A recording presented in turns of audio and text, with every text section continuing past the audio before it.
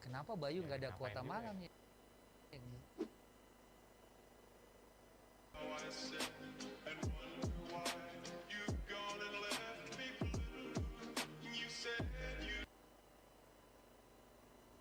Kenapa Bayu nggak ada kuota malam ya?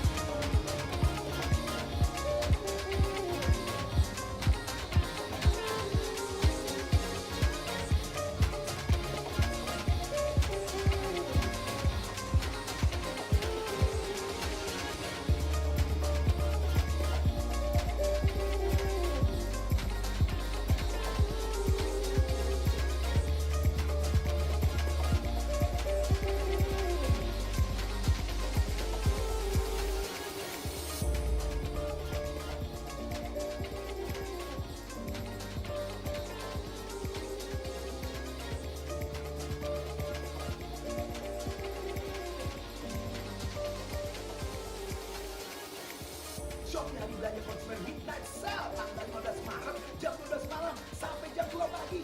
Banyak banget promo yang bisa kamu dapetin mulai dari gratis ongkir rupiah semua toko, voucher cashback 100% dan flash sale serba 1000. Download Shopee sekarang. Hai, my name is Jordi Filbert. Jadi gue adalah seorang content creator dan streamer Valorant di Indonesia. Jadi semenjak gue kecil, gue suka banget sama yang namanya FPS. Dari first person shooter ini itu semua gue mainin. Dan saat gue denger Valorant rilis gitu ya, gue bener-bener tertarik nyobain. Dan gue adalah seorang content tagihan bermain Valorant. Akhirnya kita main Valorant. Jadi semenjak gue kecil, gue suka banget sama yang namanya FPS. Dari first person shooter ini itu semua gue mainin.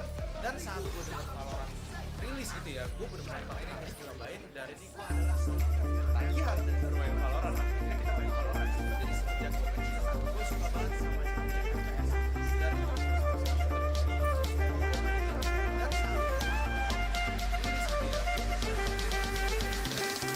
Look at those palm trees there. Look at those palm trees there. Look at those palm trees there.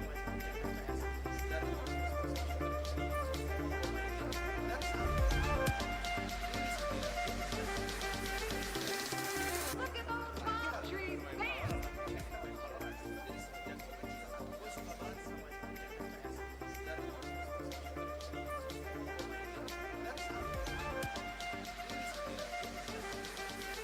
trees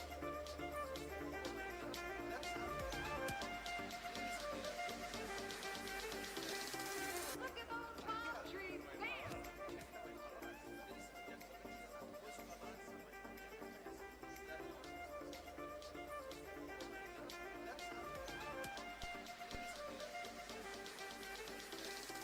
Look at those palm trees there. Look at those palm trees there.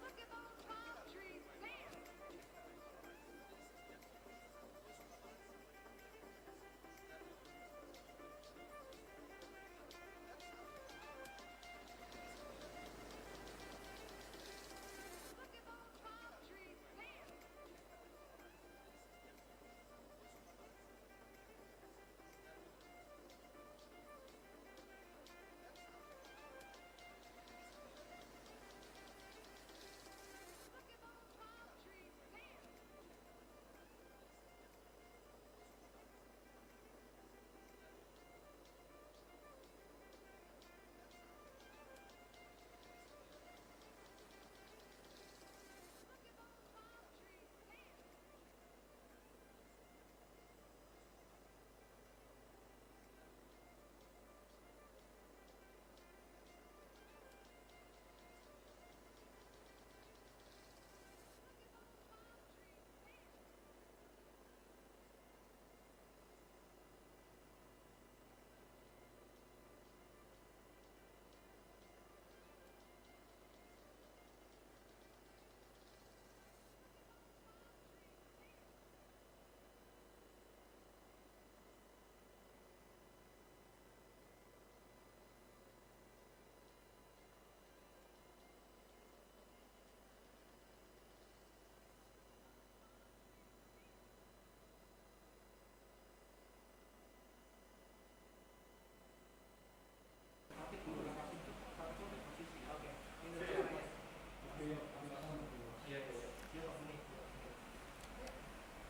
Speakers and participants, I humbly request all of you to open up the camera and let's have a brief moment of silence as we want to sing Indonesia National Anthem, Indonesia Raya. Speakers and participants, I humbly request all of you to open up the camera and let's have a brief moment of silence as we want to sing Indonesia National Anthem, Indonesia Raya. Speakers and participants, I humbly request all of you to open up the camera and let's have a brief moment of silence as we want to sing Indonesia National Anthem, Indonesia.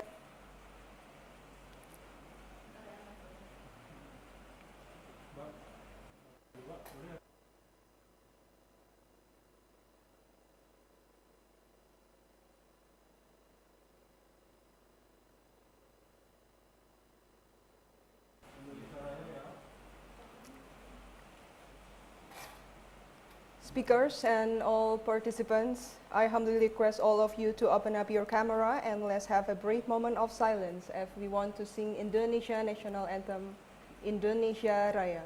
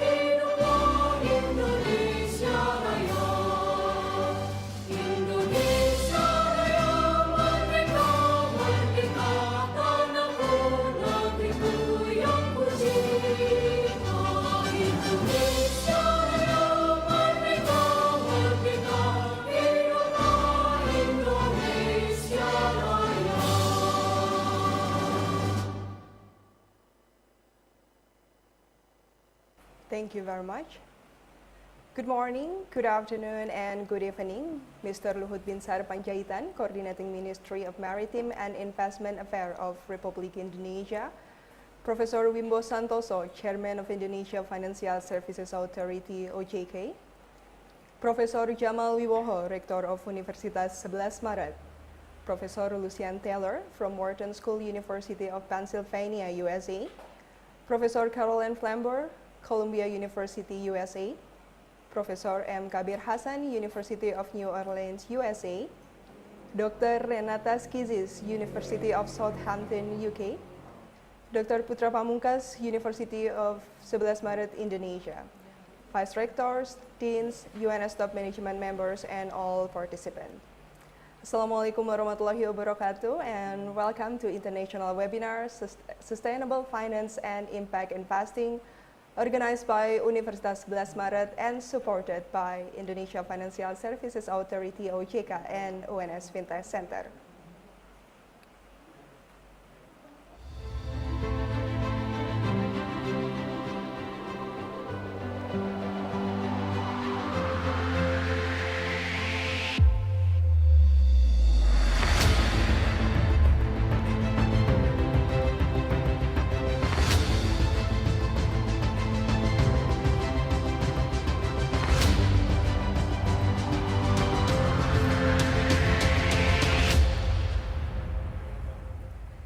Ladies and gentlemen, and I'm Dewanti Chainingsi, a moderator for today's ceremony, and then it's such a big honor for me to be part of this significant event.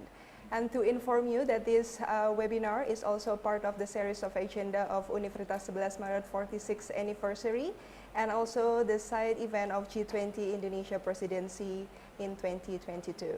I would like also to inform you that this webinar is also broadcast live from the UNS Fintech Center YouTube channel and also Jasa Keuangan OJK YouTube channel.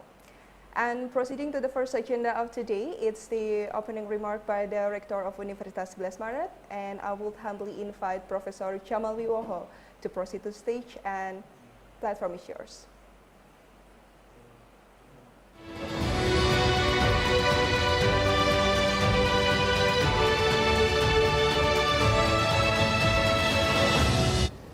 Assalamualaikum warahmatullahi wabarakatuh. Good morning, good afternoon, and good evening.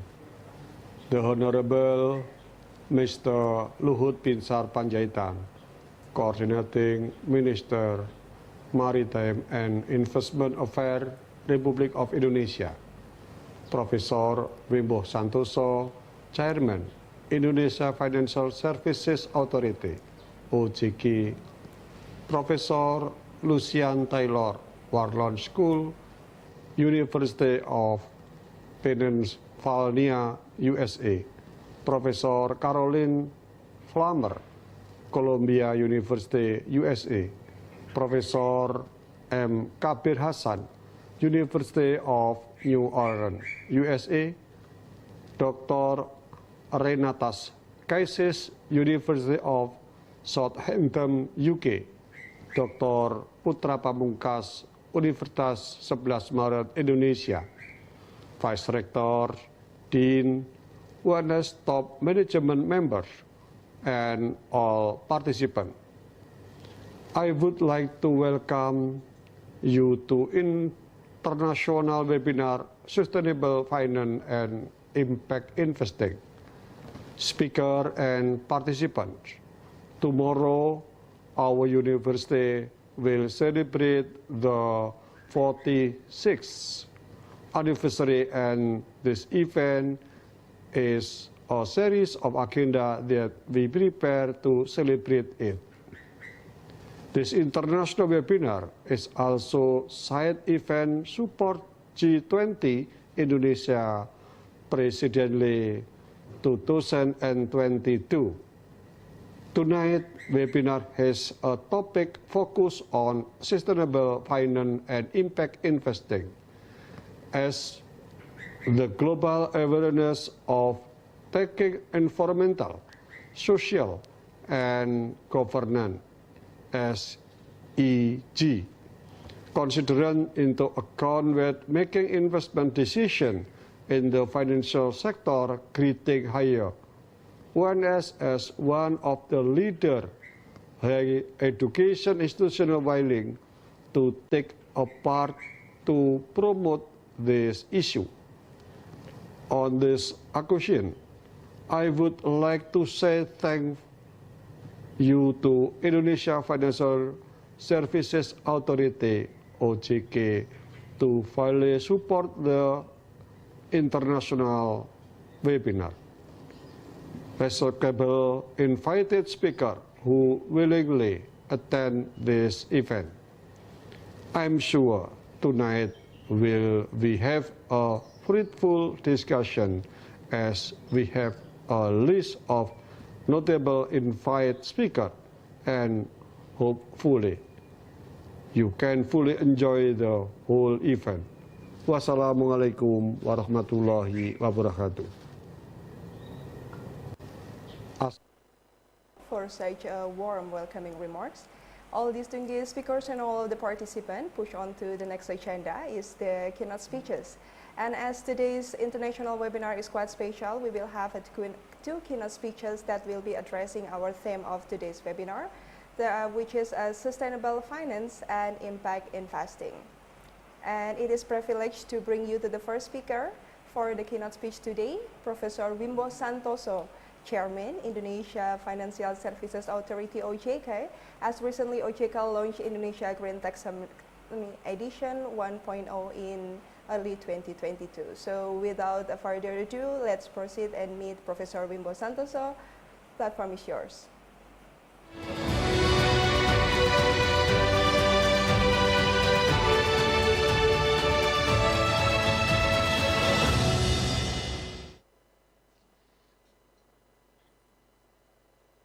Bismillahirrahmanirrahim. Assalamualaikum warahmatullahi wabarakatuh. Distinguished Excellency General Luhut Binsar Pandjaitan. He is also the Coordinating Minister on Maritime and Investment. Selamat malam Pak Luhut. Also distinguished Professor Wibowo. He is the Rector of University of 11 Maret, Surakarta. Also distinguished Professor Taylor from Wharton School, University of Pennsylvania, USA. And also Professor Flammers from Columbia University. and also Mr. Kapi Hassan. He is Professor University of New Orleans, USA, and also Associate Professor Renate Kezes from University of Southampton, United Kingdom. Also, Dr. Putra Pamungkas, economist from 11 Maret University. College, ladies and gentlemen, good evening to all of you in Indonesia, and good morning for all of you in the US and also around the world. First of all, I would like to express my appreciation to the distinguished speakers, our audience, and also invitable people to attend the today discussion about sustainable finance and impact the investing. It is, and the topic is very, very timely to be discussed. Especially this topic is also part of the main agenda of Indonesia G20 presidency, which tagline is recover together and also recover stronger. Then on top of this, the G20 member is actually one of them is Indonesia. Then Indonesia is the only country in ASEAN being the member of the G20 because it is a top 20 large 20 country in the world. So that way we do hope that Indonesia will be lead by example in implementing the sustainable finance agenda. Ladies and gentlemen, I believe this agenda, on top of this, also the main agenda of the G20 presidency in Indonesia. We are now in the midst of recovery from the COVID-19. We understand that the impact of the COVID-19 is really, really extraordinary and never happened before. So that's why we come up with a lot of agenda in the midst of how we speed up the recovery of our economy globally, not only Indonesia. A lot of policy has been implemented in 2020 and also the 2021, how to bring the country sustain and actually survive from the COVID. And then we all effort not only about the how to healthcare policy, vaccine distribution, but also how to distribute the benefit for the people to make sure that people can still survive, for their life, and also the business can survive from their activity. Then actually also the financial sector is very important. So that's why now we are in the midst of the process of recovery. I believe around the world, we have see the table that around the world start, getting a higher growth compared to 2020. As like the advanced economy, especially in the United States, the growth 2021 is 5.7%. Then also United Kingdom even higher, 7.2%. Indonesia, 3.7, not too bad. Then India is 9%. So China is 8.1%. So even we can still have a very optimistic growth by 2022 this year. But of course, it's not easy for us. First, because now we come up with situation and the global disruption on the supply chains. And the supply of the commodity and resources actually been not smooth that we expected before. So that while creating imbalance between supply and demand. So that while the inflation is growing everywhere in the world, especially in the United States, year on year, it's 7.5, United Kingdom 5.5, and also Eurozone 5.8%. So now in the global economy start, how to mitigate about the high inflation, global supply chain disruption. Then, of course, the impact of the normalization in the Western country will spill over to the emerging market. So we are afraid that will be uneven of recovery. So what we can do in this kind of situation? Additionally, we just recently, geopolitical tension between Russia and Ukraine also created another pressure toward the global economic recovery. So what we can do in the midst of this kind of recovery, actually is difficult answer around the world. I think the most acceptable statement is just keep going, mitigate all those kind of the spillover because of those kind of the situation, and then find and explore new engine of growth, each country with their kind of the country circumstances. That's the only answer. Then on top of this, that is the main discussion. This event is about the sustainable finance. There's another agenda, the actually global agenda that any country in the world is not going to be escaped from this agenda. So I would like to really to give a little bit on the background about this sustainable finance agenda. Especially Indonesia. Indonesia is a rainforest country. We have 272 million people around. The national geography. Then actually most of the growth of the economy because of the domestic consumption. Then actually export is more on the national resources. So that's why Indonesia is the most actually important, to be lead by example of the implementing the sustainable finance agenda.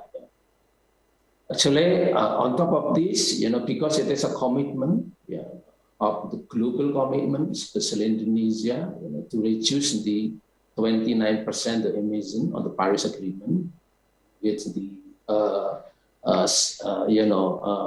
without the support from international, then 41% support from the international. So we have a national determination agenda, how to really to reduce this kind of sustainable finance agenda, on the reduction on the emission. Then, of course, it's not easy.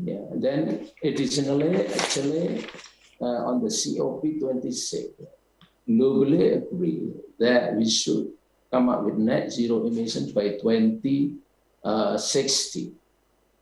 Then, of course, each country has own effort how to make sure they are moving toward the zero emission by 2060 going forward. Ladies and gentlemen, Indonesia actually, especially on the how to bring the agenda of towards the net zero emissions. Government, and also all the stakeholders, including the supervisory authority and the financial sector, OJK, actually committed really to support this agenda. Then, especially OJK, we concern on the sustainable finance and also blended finance. Government has set up, we call it the working group on this to have a transition on this. That actually OJK is part of the working group 4 on the sustainable finance and blended finance. Our for the future, then actually, and this kind of the today discussion, I would like focus on the what OJK has been doing in order to bring this agenda around the table.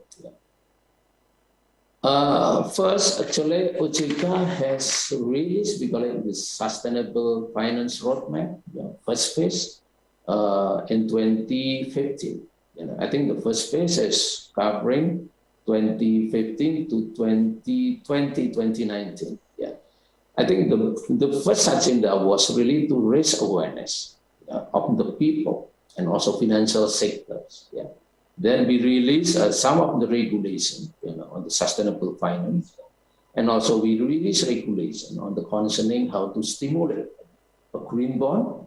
Then also we have a give incentive on the reduction of the some of the registration fee and also other fee of the raising fund in the capital market in this case.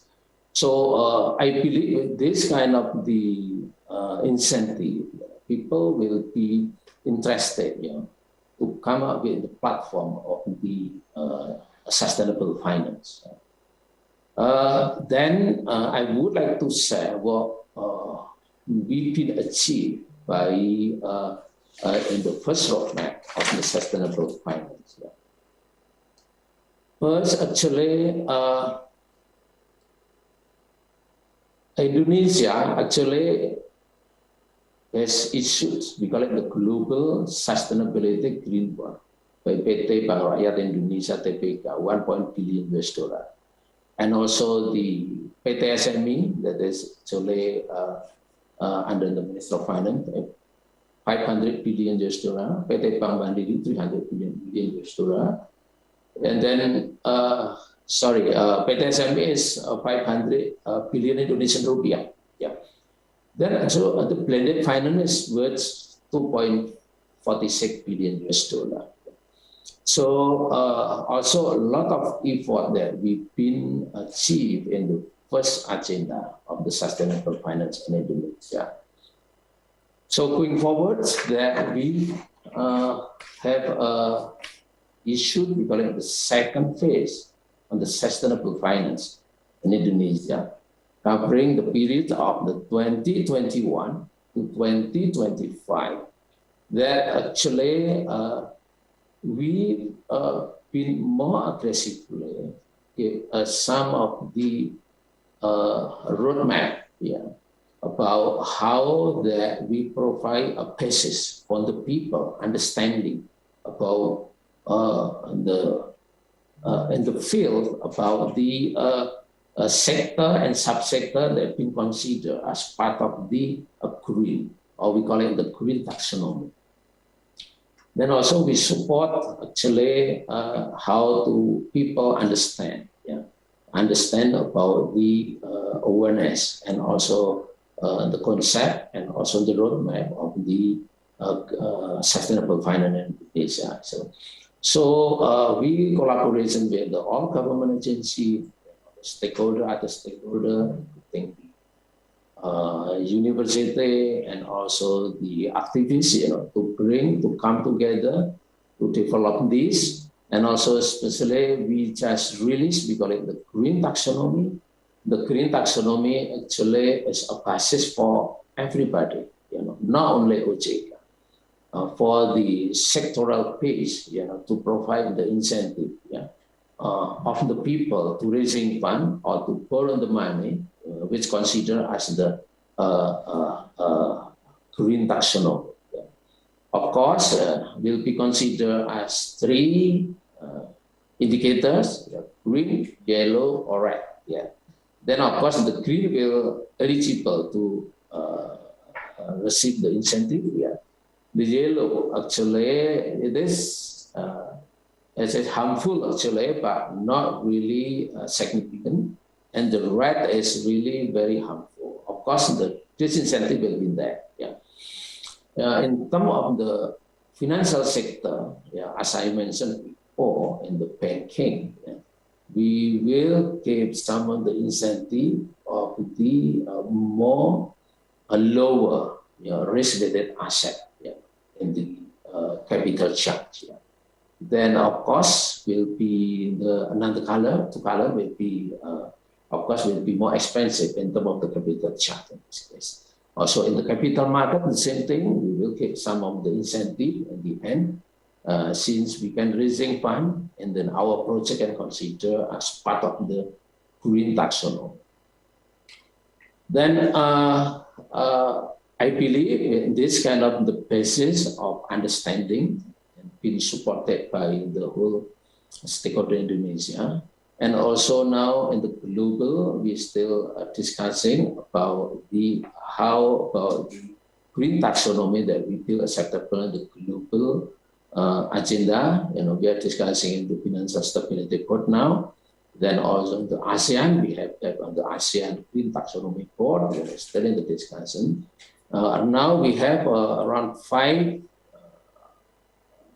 Now I believe 1, 2, 3, 4, 7 countries now that been released the green taxonomy and their own jurisdiction. So actually Indonesia is one of those countries. I believe going forward that this will be still been improved because the green taxonomy that we release in Indonesia, we call it 1.0 green taxonomy. That actually will be covering 2,733 sectors and subsectors. Then actually we will upgrade all along the way. Then hopefully actually with this kind of the effort, all of the business people, government agency will support about the implementation of the green taxonomy, especially in Indonesia. Again, going forward, we also support the agenda of the government about the how to establish, we call it the carbon economic value. The government been released presidential regulation number 98 about the carbon economic value. Then also we develop, we call it the carbon trading in Indonesia. And then hopefully Indonesia will be center of carbon trading globally. Then OJK with the government, especially under direction from Pak Luhut, very supportive and very pleased, whatever the decision of the government, even the capital market will be assigned being, the exchange traded of the carbon trading, I think will be ready. Then actually, and then really we 100% support the agenda of the development of carbon trading in Indonesia. Ladies and gentlemen, actually on top of this, because how to bring the recovery of the economy, first not only agenda that related to the recovery together and stronger, but also about this how that we implement the sustainable finance in Indonesia is also very important.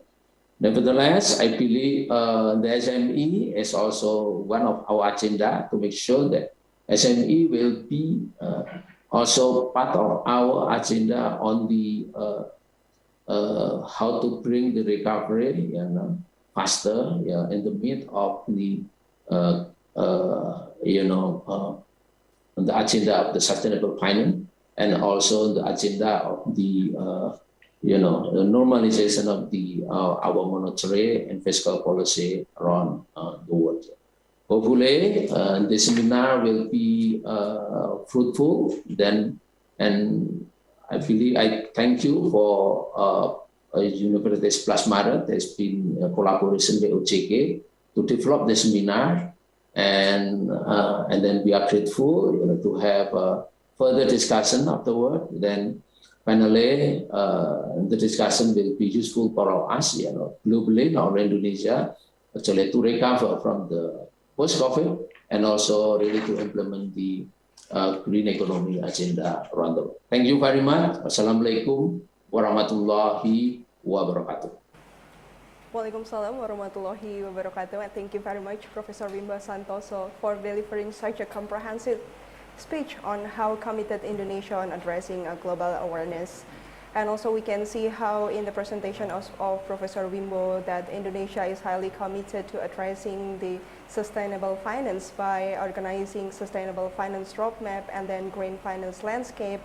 And we heard also about the Indonesia Green Taxonomy Edition 1.0 and to enforce the goal of the G20 Indonesia Presidency 2022, recover together, recover stronger, using the SMEC to manage the post-COVID and sustainable finance itself. So thank you very much, Professor Wimbo. And proceed to second keynote speech of today that will be delivered by Mr. Luhut Binsar Pandjaitan, Coordinating Minister, Maritime and Investment Affairs of Republic Indonesia. Without any further delay, ladies and gentlemen, proudly brought to you Mr. Luhut Binsar Pandjaitan. Platform is yours.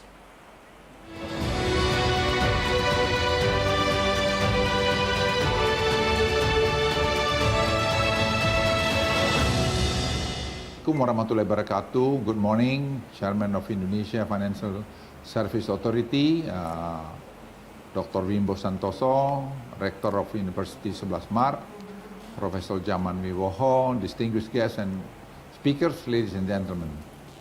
First of all, I would like to convey congratulations and success for the University 11 Maret in organizing this webinar on sustainable finance and impact investing. I believe understanding of these topics is key in this era of sustainability. As we have entered March, the COVID-19 is officially in Indonesia for the second whole years. We may remember the early 2020 when almost everybody was surprised by COVID-19 that spread quickly and took the life of more than 6 million people in the world, in the whole world, or 150,000 people in Indonesia, which is, I think, the number is very, very big. At the end of 2020, there was hope for the situation in 2022 due to the emergence of vaccines. However, uneven vaccine distribution and speed of injection between countries led to the emergence of new variants. The Delta variant, first detected in India in the mid-2021, entered Indonesia and created a second wave with peak cases around 3 times as much as peak cases during the first wave. In line with this highly transmissible nature, in almost no time, hospitals in Indonesia were swept with the COVID-19 victims, and a lot were unable to get oxygen or treated in due time. The second wave was managed by a restriction of people activity in emergency PPKM that was successfully implemented thanks to a great coordination between us all, the government, law enforcers, experts, industry, and people.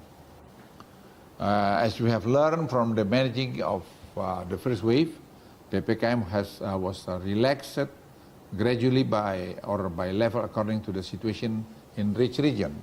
We also encounter or encourage faster vaccination and 3T, testing, tracing, and treatment, including the use of Peduli Lindungi, so that the economy can be opened safely. This strategy proved effective even up to the Omicron variant. As 8th of March, the case have gone down by 53% from the Omicron peak on 16th of February. We continue to continuously monitor the pandemic development, including possibility of worsening variant. However, now we can gradually and prudently open our economy. Distinguished guests, ladies and gentlemen, despite our success, COVID has highlighted lack of long-term preventive measures in Indonesia. For example, our hospital bed and healthcare worker numbers are lower than recommended by WHO guidelines. Now, furthermore, active pharmaceutical ingredients, API, are mostly imported that we had trouble securing them during the heights of Delta wave. The bitter lesson has been learned. A reform is in order. We must be prepared for long-term, crucial challenge, starting in our eyes, climate change. Indonesia has pledged to reduce a minimum a minimum of 29% of its business as usual emission by 2030 under the Paris Agreement. Indonesia included carbon taxing measures. It is a new law on taxation number 7 of 2021. In the next few years, we will also develop carbon trading system and its implementation of the Presidential Regulation number 98 of 2021 concerning the economic value of carbon that will further our commitment in reducing emission. Nevertheless, it is estimated that the financial need to curb emission reach 266 trillion rupiah, whereas the budget APBN can only fund around 87 trillion rupiah of aid. There are several measures that the government has prepared to encourage the participation of non-public funds. For example, Green Sukuk, first issued in 2018. We also prepare blended finance approaches, for example, emission transition mechanism with aid from ADB that will pool investor and donor funds to finance early retirement of coal power plants. Fortunately, private sector are nudged to become greener by their increasingly climate awareness consumer, and we are blessed by abundance of natural resources that can be utilized in response. For example, Volkswagen's buy carbon credit from Indonesia in order to make their life cycle emission carbon. Indonesia is preparing green industrial parks such as North Kalimantan that has large potential for hydropower plant and available resources to reduce high value added goods such as aluminum, petrochemical and polysilicon. Many investors are also interested in financing an Indonesian EV ecosystem plan, as Indonesia has key commodities to make the battery and vehicle components such as nickel, cobalt and copper. Distinguished guests, ladies and gentlemen, at the end I would like to highlight how climate change could wreak havoc upon all of our lives. Thus we need to take it seriously. Despite potential funding challenge from public sectors, Indonesia has the benefit of rich natural resources that is certainly attractive to private sectors and donors. Technology innovation and capable human capital will also be key in solving this challenge. Thus, I invite scholars here to give us valuable inputs on how to manage climate change with available funding. Our success in controlling the COVID-19 pandemic has shown us the importance of cooperation in solving any challenge. We are a big nation and we need to be optimistic, yet not arrogant to credit Advance Indonesia 2045.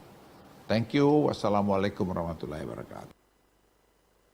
Thank you very much, Mr. Coordinating Minister, Mr. Luhut Binsar Pandjaitan, for once again showing to us how highly committed Indonesia government is to address the climate change and in the COP26, and also to translate those kind of commitment into implement sustainable finance. And as Mr. Luhut said, that understand the whole concept is the starting point to really implement it into the real world.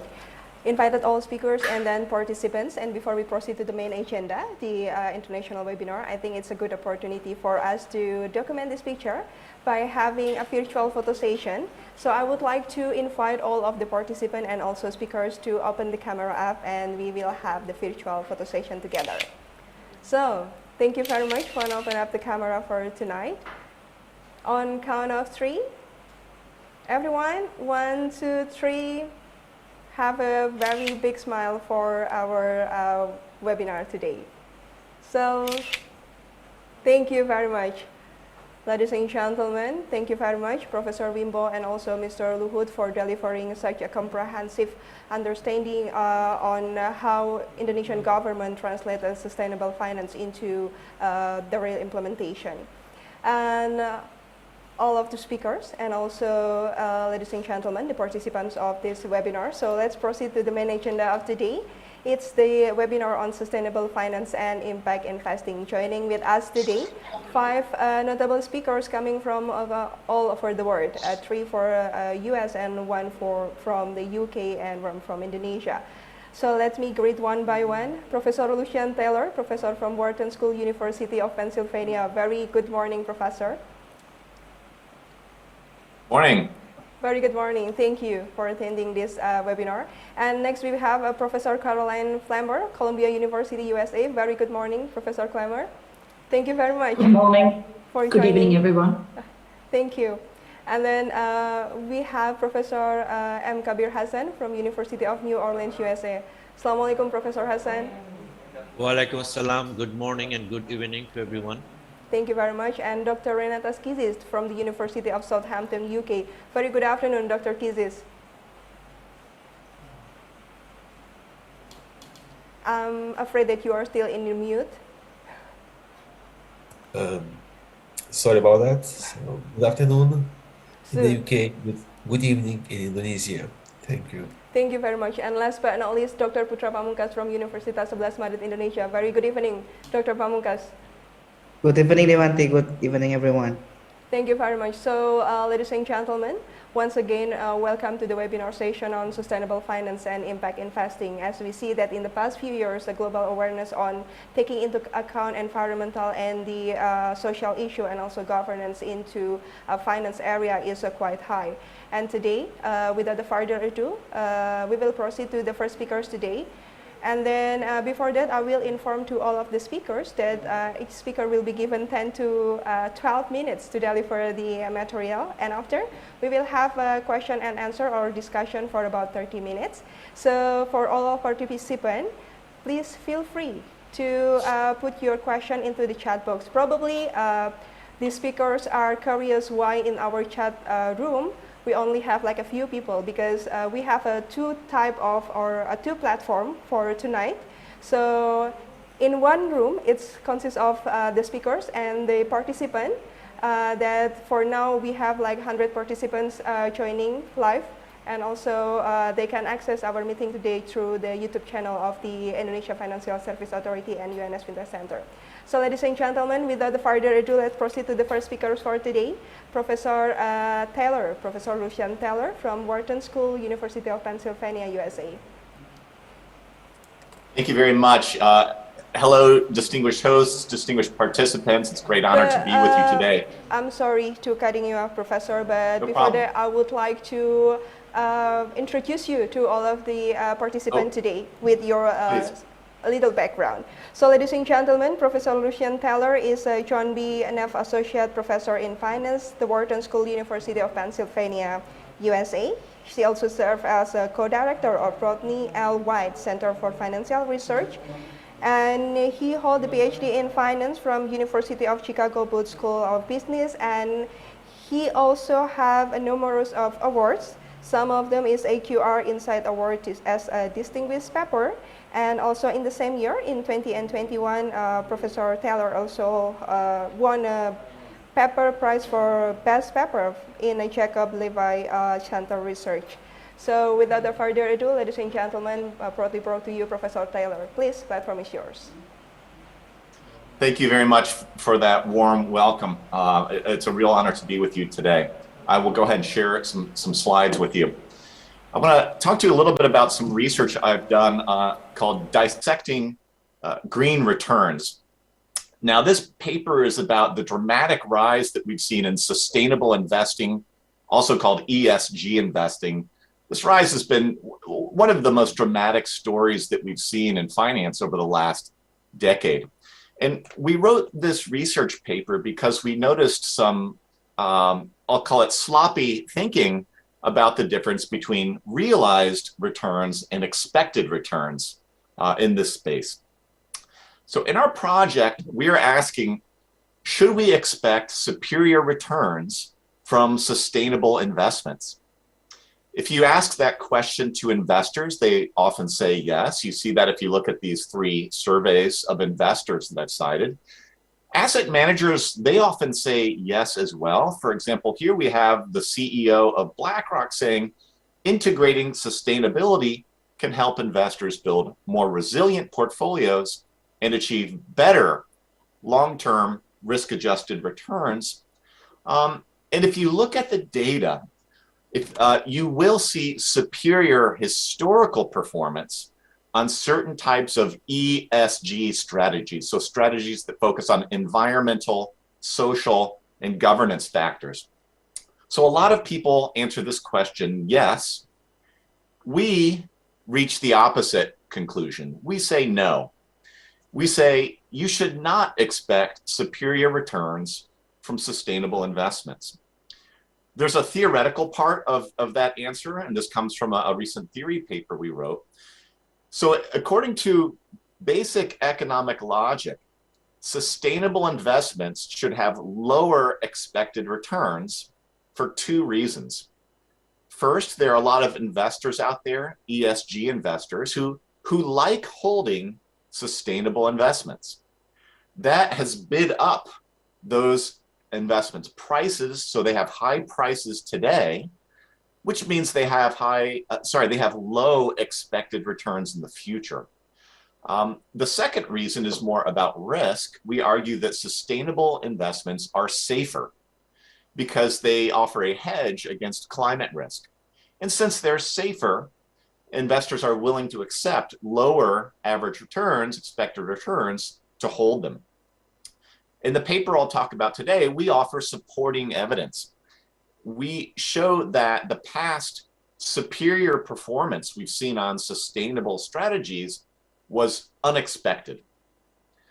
Our story is that climate concern, so our concern about climate change, has increased more than was anticipated over the last 10 or so years.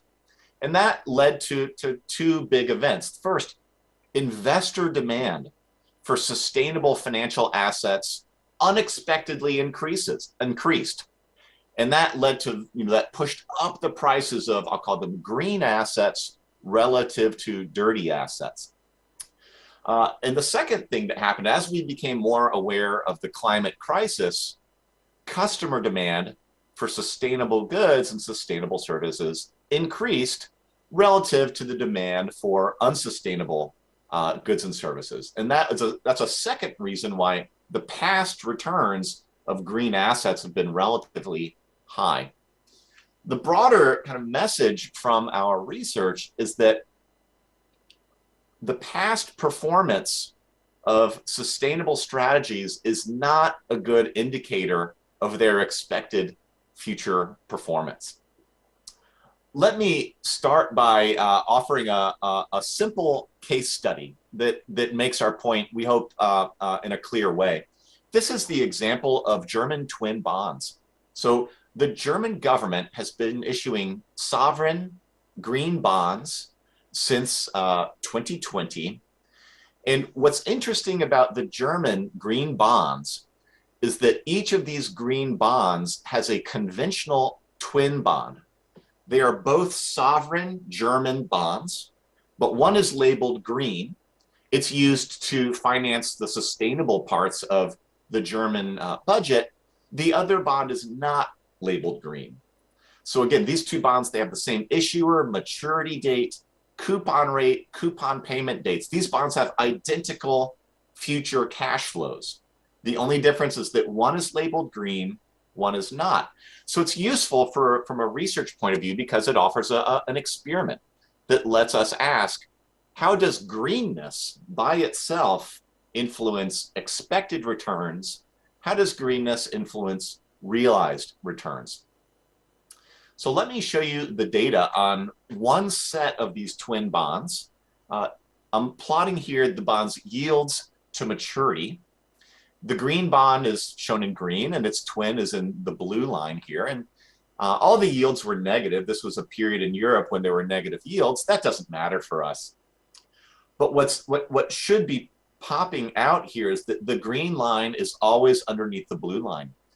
The green bond always offered the lower yield to maturity. And that's interesting because yield to maturity is a good proxy for expected return on the bond. So what we're seeing here is that the green asset always had a lower expected return. I'm going to take next the gap between the green and blue lines, and I'm going to plot that gap up here. That gap, or that yield spread, is often called the greenium. That greenium was always negative. Again, that reflects that the green bond always had the lower expected return. So when these bonds were issued, that greenium was a very modest, roughly 1.5 basis point per year. Seeing that, an investor should expect the green bond to underperform. Did the green bond underperform? No.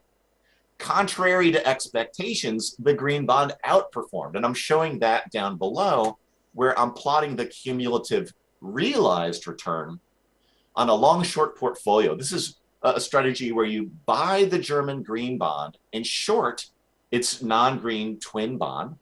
And what you see is that the green bond outperformed. It had positive excess returns. So now you might ask, you might say, look, the green asset strongly outperformed. Should that lead us to expect strong green outperformance in the future? The answer here is clearly no. You can see that by looking again at the yield spread, the greenium. The greenium deepened over this period. In fact, the greenium was quite low at the end of the sample, around 6 basis points per year.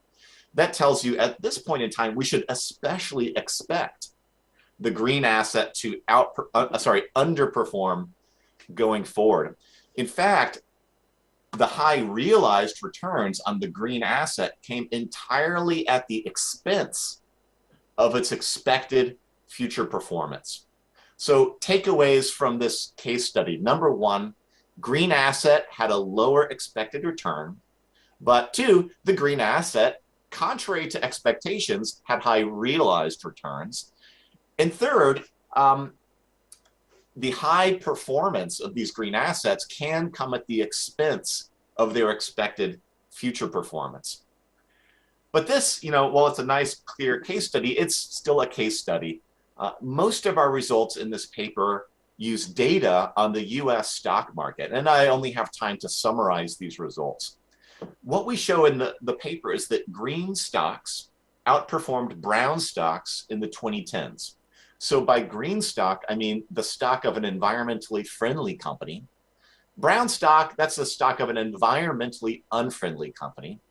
This outperformance was quite large. If you look at a green minus brown strategy, that strategy delivered more than 0.5 percentage point per month in return, with very high statistical significance. You can also see that if you construct what's called a green factor, which similarly goes long green stocks, short brown stocks. So what we're finding is that green assets had high historical performance.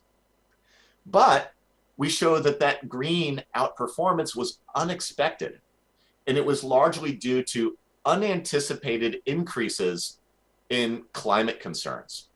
So specifically, we show that the historical outperformance of green assets vanishes if you if you go back in history and set climate change shocks to 0. In other words, we're saying the only reason why green assets outperformed over the last 10 years is that there were big increases in concern about climate change.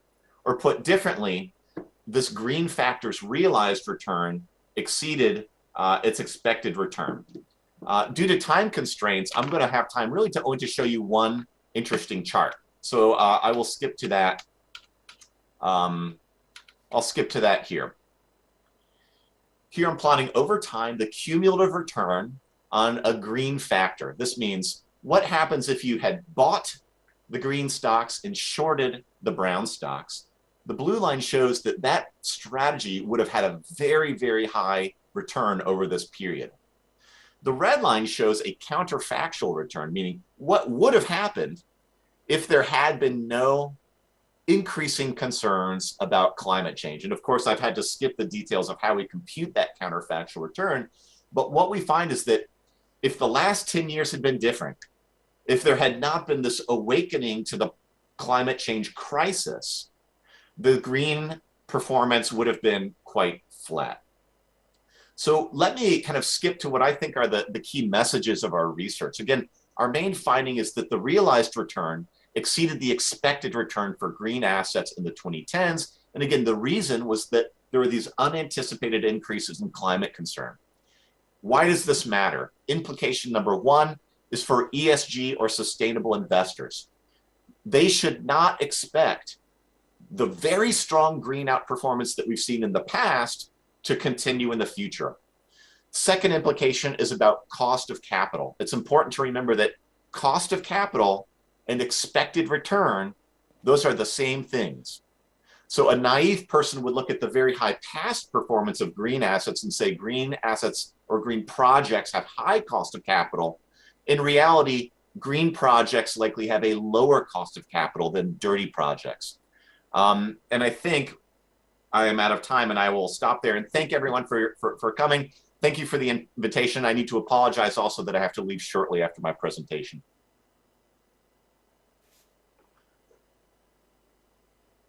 On one of your paper on dissenting the green finance itself. I'm pretty sure that a lot of participants are really curious to discuss more about this topic. And ladies and gentlemen, without any further ado, so let's proceed to the second speakers for today, Professor Caroline Flammer from Columbia University, USA. Very good morning, Professor Flammer. So before you proceed to your presentation, please let me to read your short background. So all of the participants, Professor Caroline Flammer is the Professor of International and Public Affairs, Columbia University School of International and Public Affairs. She also served as a chair in the United Nations Principle for Responsible Investment Academic Advisory Committee and also Associate Fellow at the Center for Economic Policy Research and Sustainable Finance and Policy Network. She holds the PhD in economics from the University of St. Gallen, and then she also named by the Web of Science among the top 100 highly cited researchers in economics and business over the last decades in 2020. And without any further delay, let's proceed. And Professor Flammer, platform is yours. Thank you so much. Thank you so much for the kind invitation. And also it's a great honor to be on this panel among the fellow panelists, among this esteemed set of fellow panelists. So thanks so much. Now, in terms of, we heard in the opening speeches about the importance of the implementation in fighting climate change and getting us transitioning to a low carbon economy. And the question is often how, correct? How do you implement it? And I think to answer this question, it's very helpful to actually look at the corporate sector and to understand how does the corporate sector work? How do managers think about all this? And so let me shift gears a little bit and look at it from the corporate sector first. And then I promise I get back to the green bonds at the very end and climate change.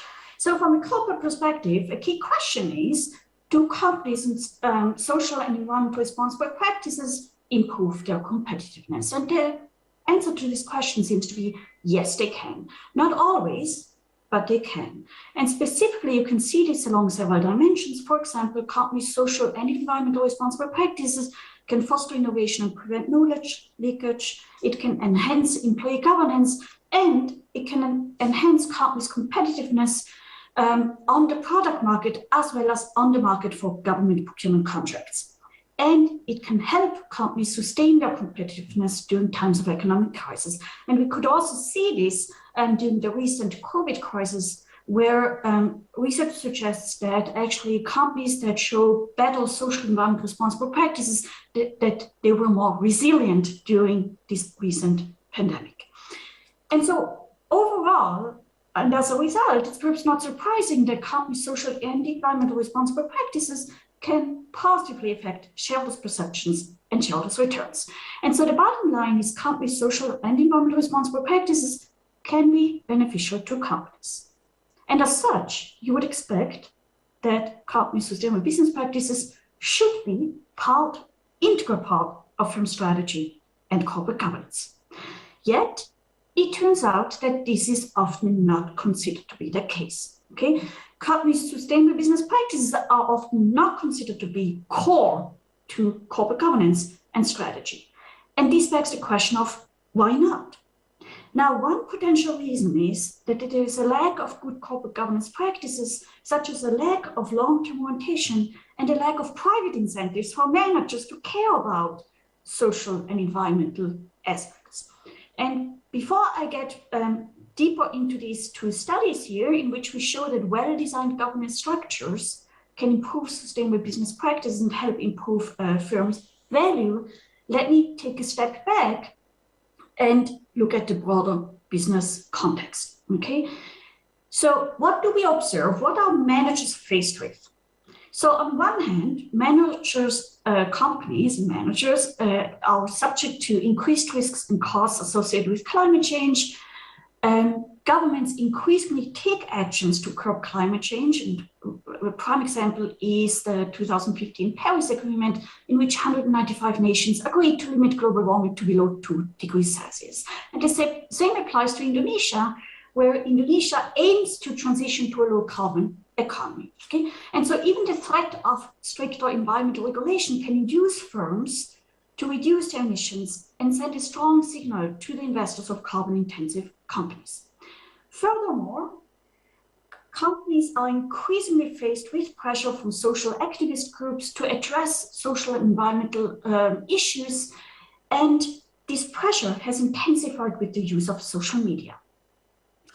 And so as a result, it's perhaps not surprising that investors, so companies' own shareholders, for example, express increased interest in their portfolio companies' sustainable business practices and exert pressure on the portfolio companies to adopt a longer time horizon, to improve their corporate environment and social responsible practices, and to disclose non-financial information, for example, to disclose their exposure to climate change risks and the strategies, how they aim to mitigate, address these risks. Okay, we can also see this reflected in an increasing number of signatories of the UNPRI, which is the largest network of responsible investors, and the fact that an increasing percentage of all professional managed assets globally are considered to be responsible investment. So there's increasing interest in sustainable investing overall.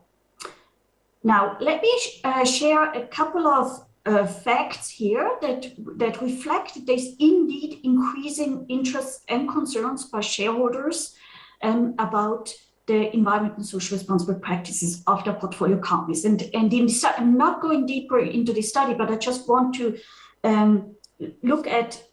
show you some slides about the increasing trend about shareholder activism demanding their portfolio companies to improve their environmental and social practices. So here I'm looking at shareholder proposals in the US context, shareholder proposals on environmental issues demanding sustainability reports, the addition of minorities and women to the board, animal rights, health issues, human rights, labor issues, etc., etc. Okay, so what you can see when looking at the years 1997 up to 2012, you can imagine over the past 10 years, this trend has even further increased.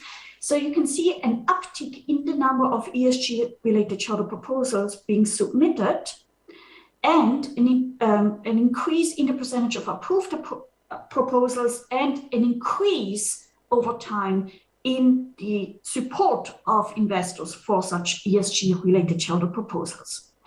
Now, when you look at the type of proposals that are being submitted, the most often they are related to environmental issues and labor issues.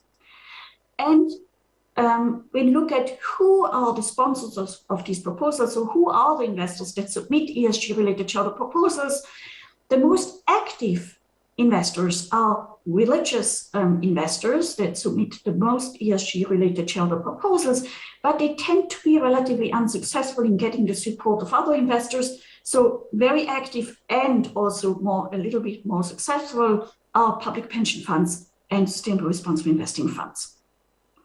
So overall, in this research, I show that companies that actually adopt these ESG-related charter proposals and improve their environmental and social business practices, they experience an increase in firm value, suggesting that CSR practices are indeed value enhancing. All right, so overall, I think it's fair to say that the advocacy in support of a longer-term orientation, as well as more environmental and social responsible practice, has become more powerful over the years. And so as a result, board of directors may adopt new corporate governance practices to respond to these various pressures, to respond to increased government regulation, increased climate change risks and costs, increased social pressure, increased investor pressure, and to build shareholder value. And two possible governance mechanisms are the linking of compensation, of managerial compensation, to long-term financial performance, as well as the linking of compensation to social and environmental responsible practices. And let me briefly share some insights about this in the following few slides. Okay, first, I'm looking at the adoption of compensation that is tied to long-term financial performance. And before I get there, let me just share with you two things. First of all, in many countries around this world, there's a lack of mandatory disclosure of non-financial information, meaning most companies around the world are not mandated to disclose their environmental and social responsible business practices. And so we are very much reliant on voluntary disclosure. Second of all, from a large literature in psychology and economics, we know that individuals, so not just managers, but individuals in general, are so-called hyperbolic discounters. That means we have an excessive preference for the present. And so it turns out that in many situations, we prefer short-term rewards over long-term rewards, even if long-term rewards are substantially higher. Reasons for this may be cognitive limitations, instant gratifications, impatience, etc. Now, for managers, this myopic behavior is further reinforced by career concerns, analyst pressures to meet or exceed analysts' earnings forecasts, short-term compensation, etc. So as a result, myopic managers tend to favor short-term investments that pay off in the short term at the expense of long-term investments. And so we call this a time-based agency conflict, meaning managers might be even more short-termistic than investors, and hence as a result don't act in the best interest of the shareholders, of the owners of the company. Now, to mitigate this concern, one potential tool is to link compensation to long-term financial performance and to see whether that actually increases firm value. Okay, and so for three possible tools are, for example, the use of restricted stocks, the use of stock options with long-term vesting periods, and the use of long-term incentive plans. Another, besides the linking of compensation to long-term financial performance, another way what board of directors could do is to tie managers' compensation to CSR performance. So this is a relatively recent phenomenon in corporate governance where compensation is tied to specific social and environmental performance goals such as CO2 emission targets, employee satisfaction targets, the compliance with ethical standards in developing countries, etc. This practice is often called CSR contracting, pay for social environment performance, or ESG-linked compensation. Strictly speaking, it's not ESG-linked compensation, but rather ES-linked compensation. And the idea is, so as I mentioned before, managers tend to be myopic or more myopic than investors. But in addition, managers are faced with various stakeholders' concerns. Okay, many constituencies are making pressure on companies, and it's difficult for managers to decide, well, which interests are we gonna now address? Many of these interests, they may collide. So for example, managers may face customers with short-term claims about pricing, while environmentalists, they care about the long-term environmental impact on the natural environment. And so what do you do as a manager?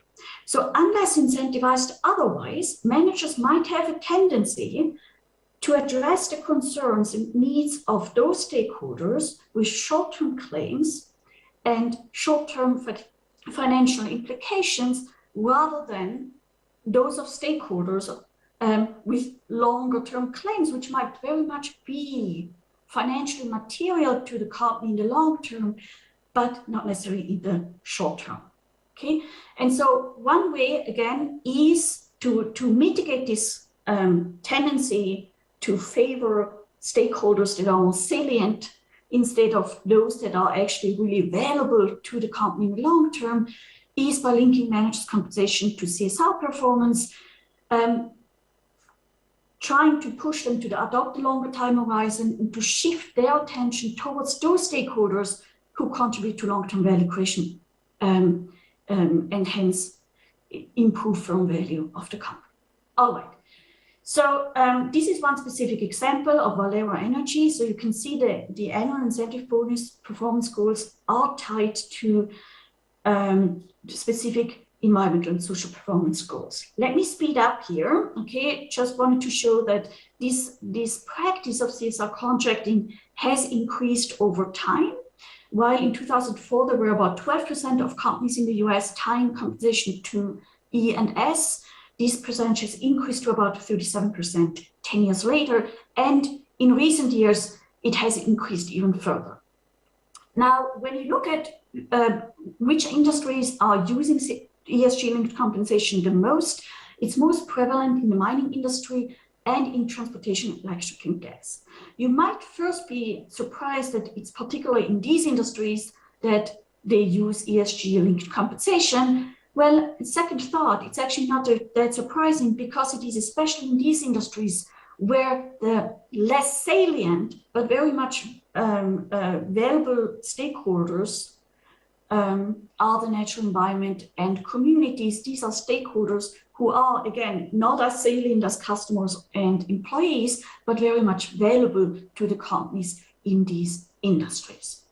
So what are the key findings? And I'm slowly wrapping up here. The key findings of these studies are that long-term and environmental and social incentives can serve as an effective governance tool and hereby help implementing some of these climate change and net zero emission targets that we all aim to achieve, correct? More specifically, they help improve firms' environmental and social practices and innovativeness. They help increase the long-term operating performance of the companies and increase shareholder value. So what are the implications for practice? Well, the implications are that essentially the insights of this research suggest that corporate short-termism is really hampering business success.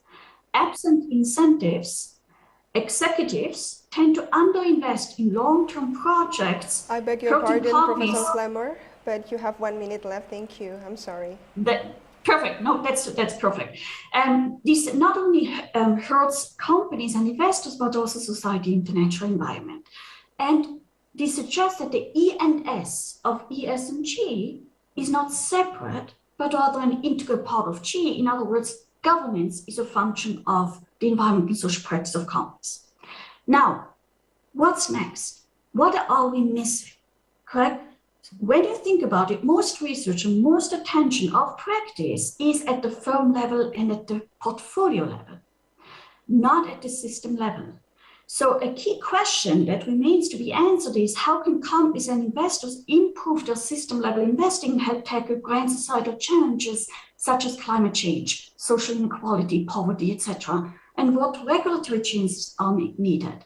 So for example, and here I'm coming back to green bonds and other ESG fixed income instruments, most research has focused on the pricing of green bonds and the value implications for firms. But what about climate change? How does that really help address climate change? So for example, in these studies here, I show that the issuance of green bonds actually helps improve the environmental footprint of companies, suggesting that green bonds could potentially serve as an important tool in the fight against climate change. Yet, there's a lack of public governance. And in the absence of public governance, there's actually an important role that private governance in form of certification plays. So in other words, this positive impact on environmental performance is purely driven by green bonds that are certified. Green bonds that are not certified, there's an enormous concern for greenwashing, and this is a legit concern. Okay, I stop here. Thank you so much. And for such another captivating idea on how you see the ESG and sustainable finance on some research that you bring to us tonight. And all of the participants, unfortunately, Professor Tyler cannot join to our meeting until the end. So due to his another agenda, I will bring one of the questions from a lot of participants that are really curious about your question. About your presentation. And this question is coming from Diana from Universitas 11 Maret. In your presentation, you highlighted that the green stock outperformed brown stock unexpectedly due to the highly concern to the climate change. And how do you see that regarding considering there is a developed and developing country and the degree of the concern on both countries? And the second question is it possible for participants to access your material? Thank you. So you have the question, Professor, please. Thank you for the question. And if I understand the first question correctly, you're asking maybe how the results vary between different types of countries, developed versus developing countries. I would love to know the answer to that question. In our paper, unfortunately, we only look at the German bonds and we only look at U.S. stocks. I can point people to some interesting research by different scholars, by Patrick Bolton and Marcin Kasperczyk, who study how stock returns vary across countries. They have many countries in their data set. How stock returns vary across countries in those the returns relation to carbon emissions. So that's one interesting study I can think of. How to access my materials? Let me, if I may, I can add some links to my research in the chat box. I'm happy to do that. Perfect. Thank you very much. And Professor Taylor, once again, thank you very much for joining and spending your valuable time with us today and sharing such a valuable discussing with us. And have a good day. Thank and you. Stay My safe. pleasure. Thank you very much, Professor Taylor. Ladies and gentlemen, so let's proceed and continue to our webinar today. Proceeding to the third speakers for today's webinar. Professor M. Kabir Hassan from University of New Orleans, USA. Good morning, Professor Hassan. Good morning. Good morning, Professor Hassan. It's good to see you again. And let me read your a brief of your CV for all of the participants tonight. So all of the participants, Professor M. Kabir Hassan is a full professor of finance and Hibernia professor of Economics and Finance and Bank 1 professor in business in Department of Economics and Finance, University of New Orleans, USA. He holds PhD in Finance from the University of Nebraska, and he holds a lot of honors and grants and awards. In 2016, for instance, he is the prize winner in Islamic Banking and Finance Islamic Development Bank, and in 2018, he holds the Gordon H. Nix Mueller International Leadership Medallion. So without any further delay, Professor Hassan, so please, platform is yours in the next 10 to 12 minutes. Thank you for this wonderful introduction. Since I had a very two high impactful researcher presenting their empirical research, data-driven, well-crafted, I'm going to deviate a little bit. So my presentation will be a combination of objectivity and subjective, you can say, polemics. So since I do... I'm sorry, Professor, can you put it into slideshow mode, please, so the participant could... Since okay. I do work in Islamic finance, so I'm going to bring the Islamic finance in the entire gamut or ecosystem of sustainable and responsible finance. So there is a commonality between ethical finance and Islamic finance because they originate from religious philosophy aimed at creating perpetual benefit to the economy, society, and environment. If you look at the sustainable, responsible, and invest impacting, the total size of this universe is about 30 trillion, and Islamic finance compared to this only 2 trillion, but it is growing. Now, what is the original purpose of finance? It is bringing value to the society. Both has origins, the socially responsible investing, originated from the West in the 18th century from faith-based investing, to not participate in sinful activities. On the other hand, Islamic finance originated from the Middle East and Asia since 7th century. Now, as an Islamic finance focus is serving humanity and uplifting social well-being, and they focus on inclusion in securing economic prospects of every segment of the society, and they would avoid investment that are harmful to society. So what are the commonalities between achieving social good while generating financial returns? The social good, an example will be provision of specific goods or service aimed at benefiting society, and practicing social good, inclusion, dealing with underserved, economic development, and social initiatives. So what are the internal value drivers that I have seen from the previous two presenters, showing support for its employees, providing a healthy and safe environment, examining the entire supply chain, performing corporate social responsibility projects, and discussing social and government issues. So that brings to providing social goods means providing social goods, clean air, clean water, improving healthcare and situation. Now, doing social good means denouncing sinful industries, those that may bring harm to the society. So we want to avoid weapons. You see what is going on with Ukraine right now. Let's help us all that we avoid further escalation. Greater economic environment and inclusion to take into account the impact of climate change on communities, and making finance transparent and easy to understand. So how does Islamic finance help to this ecosystem? It promotes social trust, cooperation, and solidarity. It requires balance between individual rights and rights of society and state. Doing good is encouraged, does not subscribe to encroachment on somebody else's property rights. It advocates fairness, promote comprehensive human development, and stimulate economic activity and entrepreneurship while addressing poverty and inequality. So there is a lot of commonality between ethical finance and Islamic finance. So value proposition in both cases.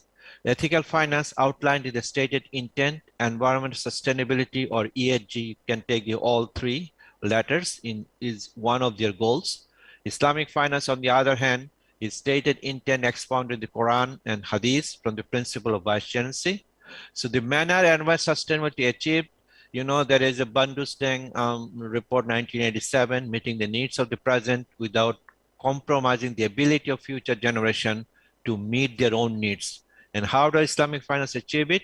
It treats the environment in fair and just manner, moderation, avoiding wastage and excess, treat every living human being with mercy, and duty of care to protect and keep safe for next generation.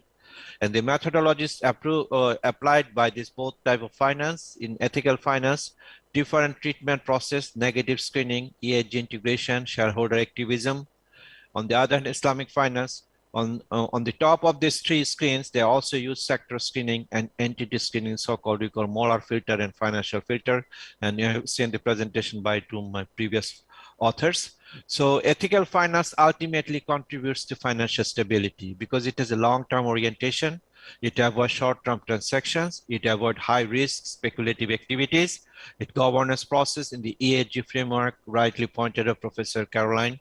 ESG gets into G framework of this governance framework. High degree of disclosure and transparency, and emphasis on ethics, culture, and values. Now, elements of ethical finance that contribute to the financial stability, the same elements also has in Islamic finance.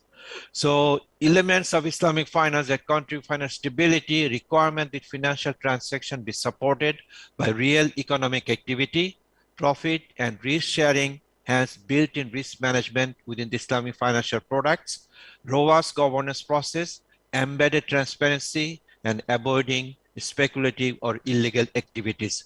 So both ethical and Islamic finance share common goals, long-term orientation and sustainability, inclusion, ethical values, lead to economic well-being, and preserving the interest of the next generation. But there is some difference in focus. In ethical finance, they put more priority on ESG, and also they're adding value to society. And Islamic finance, they're more strongly anchored to the real economy. So any financial product has to be somewhere tied to the real economic activity. Otherwise, it will be falling under the parameter of Islamic finance. So it has strong built-in elements of financial stability. And there has been tons of studies done, and I have some mine own, but I will share one study from the Refinitiv. They have used the Sharia compliance screening, and they found that it can significantly, Sharia compliance screening, can it significantly improve environmental, social, and governance performance? The answer is yes. If you include ESG scoring or ESG screening with the Sharia screening, the rate of return is 6% higher for Sharia compliant financial companies, and that number is 10% for Sharia compliant non-financial companies. So yes, Sharia and ESG screening show some correlation. Combining these two can improve our risk-adjusted returns. Greater focus on ESG specific screening on the top of Sharia screening would minimize risk from such exposure. Now, there is Islamic finance. There is one criticism that it focuses only the exclusionary principle. So it is more negative screening rather than positive screening. So the positive screening, the ESG has to be brought more into the Islamic finance decision making. Now, Islamic finance uses screening to avoid financing business built on riba, excessive gharar, alcohol, adult entertainment, etc. Islamic equity, further exclusion screen is applied based on the proportion of impermissible. So this is a financial filter, but what is missing? The positive screening. So that's why we need to bring the positive screening within the purview of Islamic finance. So what are the similarities? SRI and Islamic finance, both approaches have strong ethics foundation.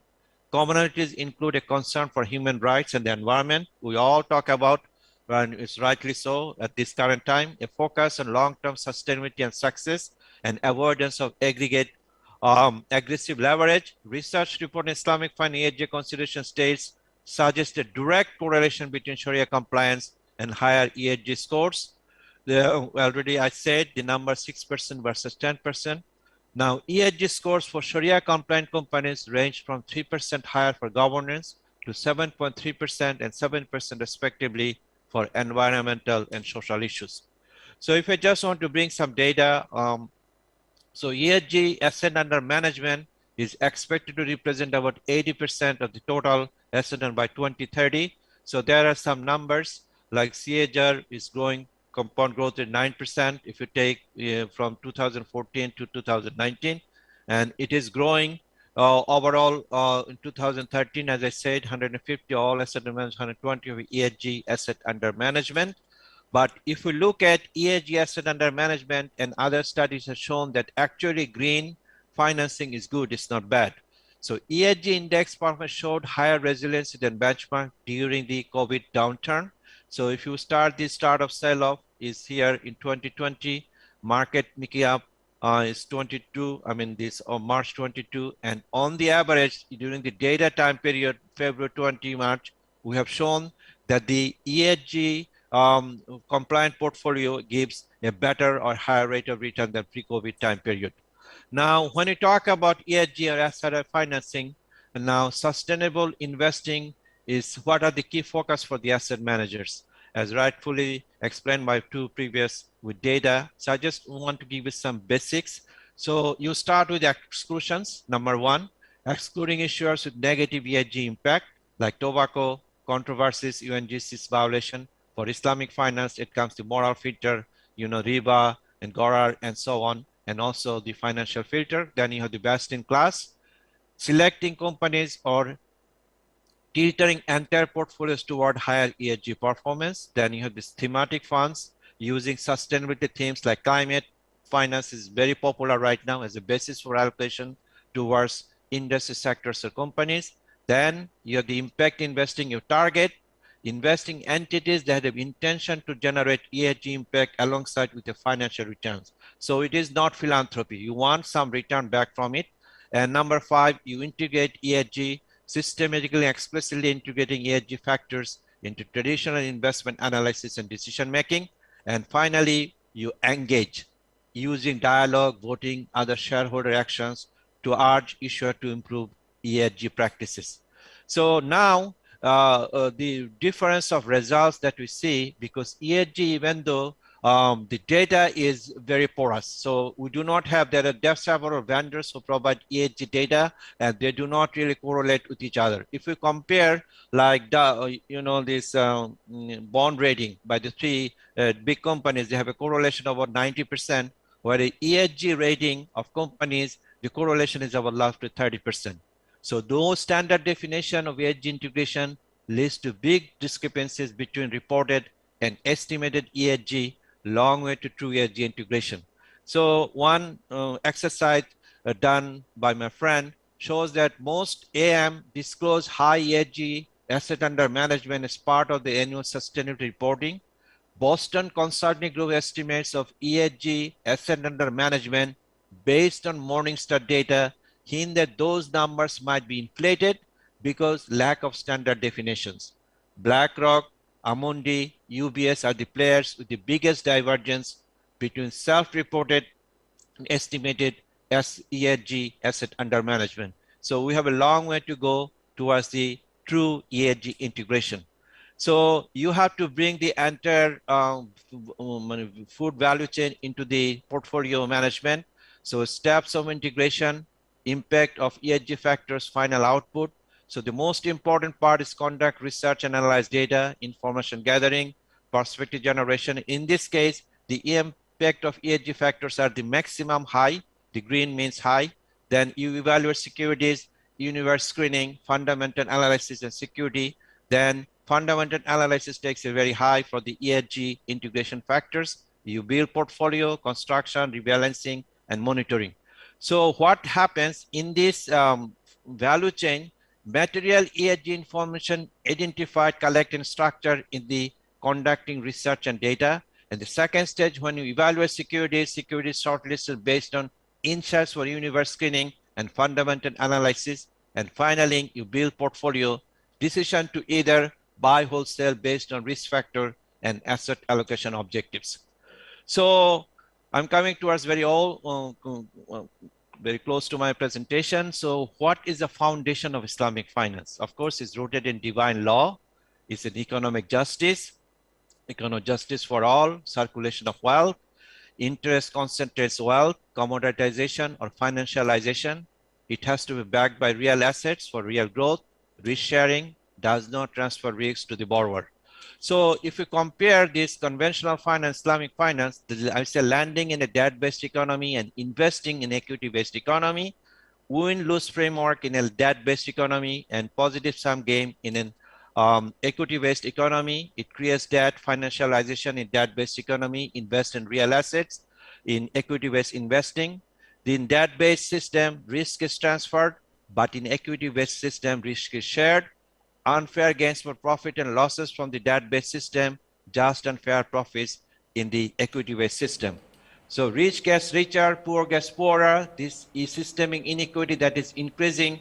There has been tons of papers and books written by scholars that showing that the income inequality increasing the debt-based system, and we propose that justice and equity prevail in equity-based system. So how does Islamic finance bring all this together? So in Islamic finance, there is a commercial side and there is a social side. So if you mobilize resources, there are corporation, high net individuals, affluent individuals, upper middle class. So you have the Islamic financial service ecosystem. This is what they call Islamic commercial system. So Islamic financial institution, you have the sukuk, you have the equity funding. But there is also the have-nots in the bottom. So you have the lower middle class, microfinance, micro-takaful, you have the hardcore poor, Islamic social finance, zakat, awqaf, sadaqah, and qardul hasan. So you need to bring the gap. So when you combine Islamic social finance and with Islamic commercial finance in a holistic way, this income inequality will be reduced and the wealth will be distributed more proportionately in order to reduce poverty.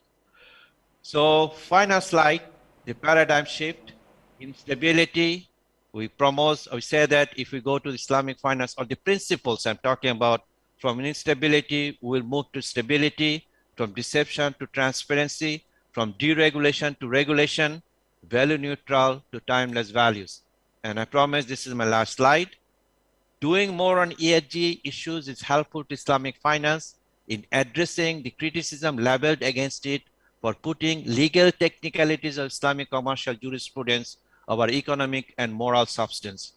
Islamic finance has been learning and will continue to learn from developments in SRI investing, will adapt accordingly. The reverse, on the other hand, that is SRI investing adopting Islamic finance conservatism is less likely to happen because the financial conservatism built in Islamic finance prohibitions does not feature prominently among the priorities of SRI investing customers and providers in its core markets. That said, the better Islamic finance becomes in managing ESG issues, the more likely it is to be accepted as part of SRI investing. Thank you very much. This is the end of my presentation. Thank you very much, Professor Hassan. What another interesting material from Professor Hassan. As Professor Hassan said, he's one of the best professor in Islamic finance, and he present us about the differentiation between Islamic finance and also ESG. And I'm pretty sure a lot of questions arose from the participants. So feel free to put your question into the chat box, and we will discuss it into the discussion session. So, ladies and gentlemen, 3 speakers coming along from the US, and another speakers. The 4 speakers will be coming from the UK, from the Europe land, and Dr. Renata Skizis. So, very good afternoon. And let me read your brief of CV. So, ladies and gentlemen, Dr. Renata Skizis is Associate Professor in Finance within Southampton Business School at the University of Southampton, UK. Prior to his position, he was the Senior Lecturer in Economics and Finance, University of Portsmouth. He holds PhD in Economics from Universidad de Alacant, and then one among a lot of honor grants and award is Circular Economic Modeling and Empowerment Perspective in a Small Open Economic and funded by Council of Lithuania. Without further delay, Dr. Renata Skizis, the platform is yours. Thank you very much. Let me share the screen.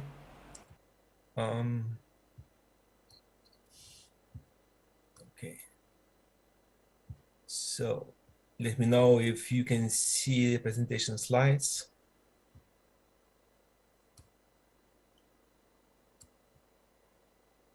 Okay.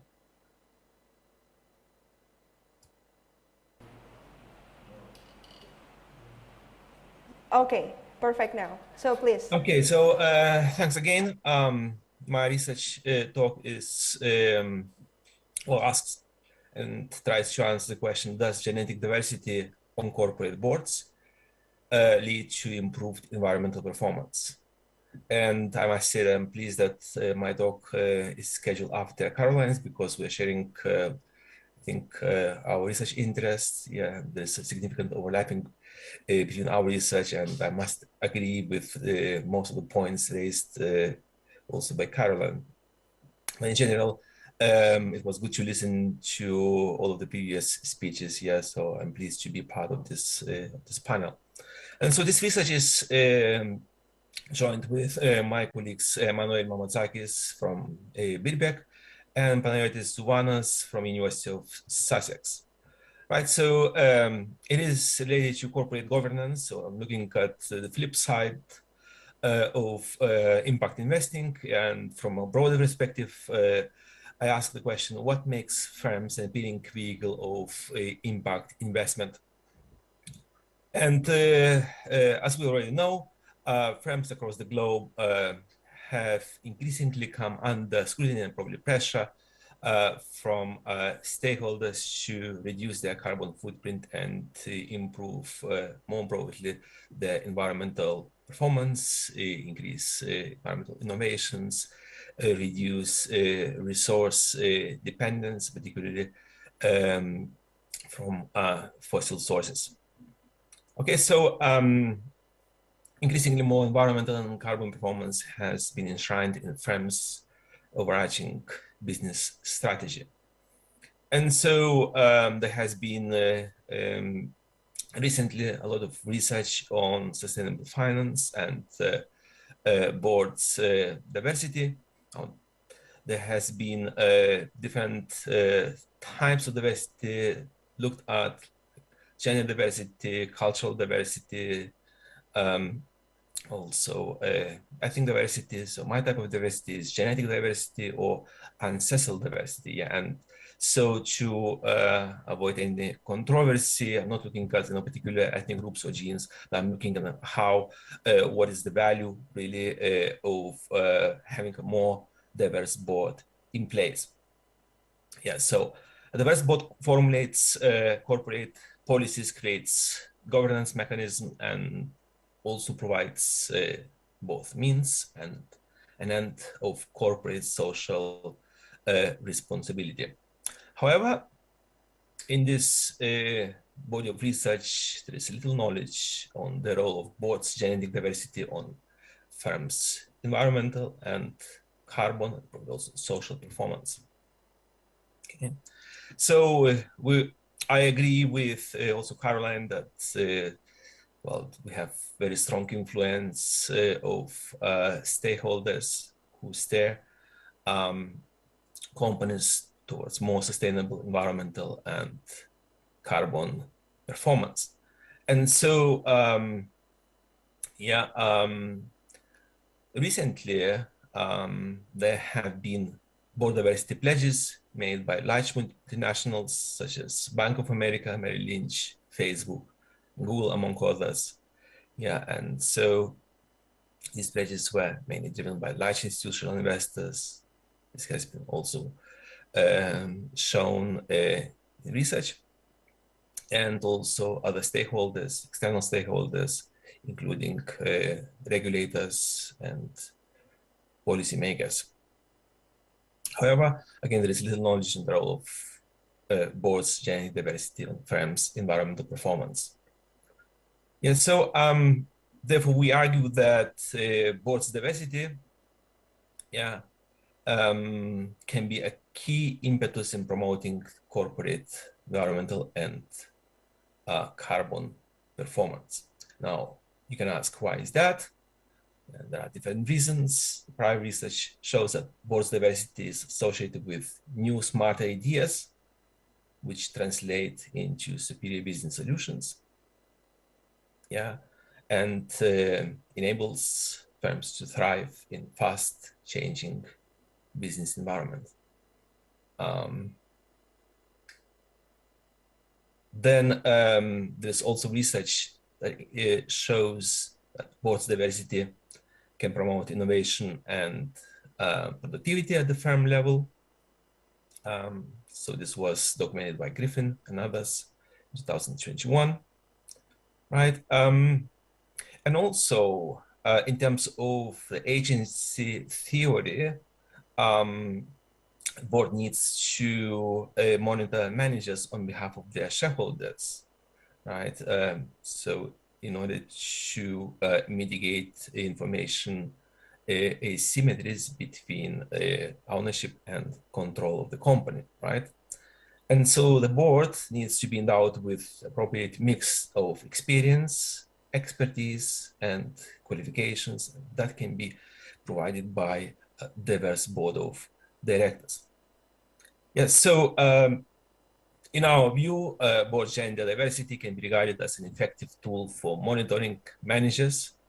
So how the firm adheres to environmental strategy and implements environmental policy, right? So that can be part of agency theory.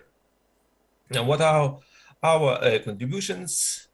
Yeah, is, so as I mentioned, we aim to ascertain whether both genetic diversity is conducive to improved environmental and carbon performance, and also like joint ESG performance.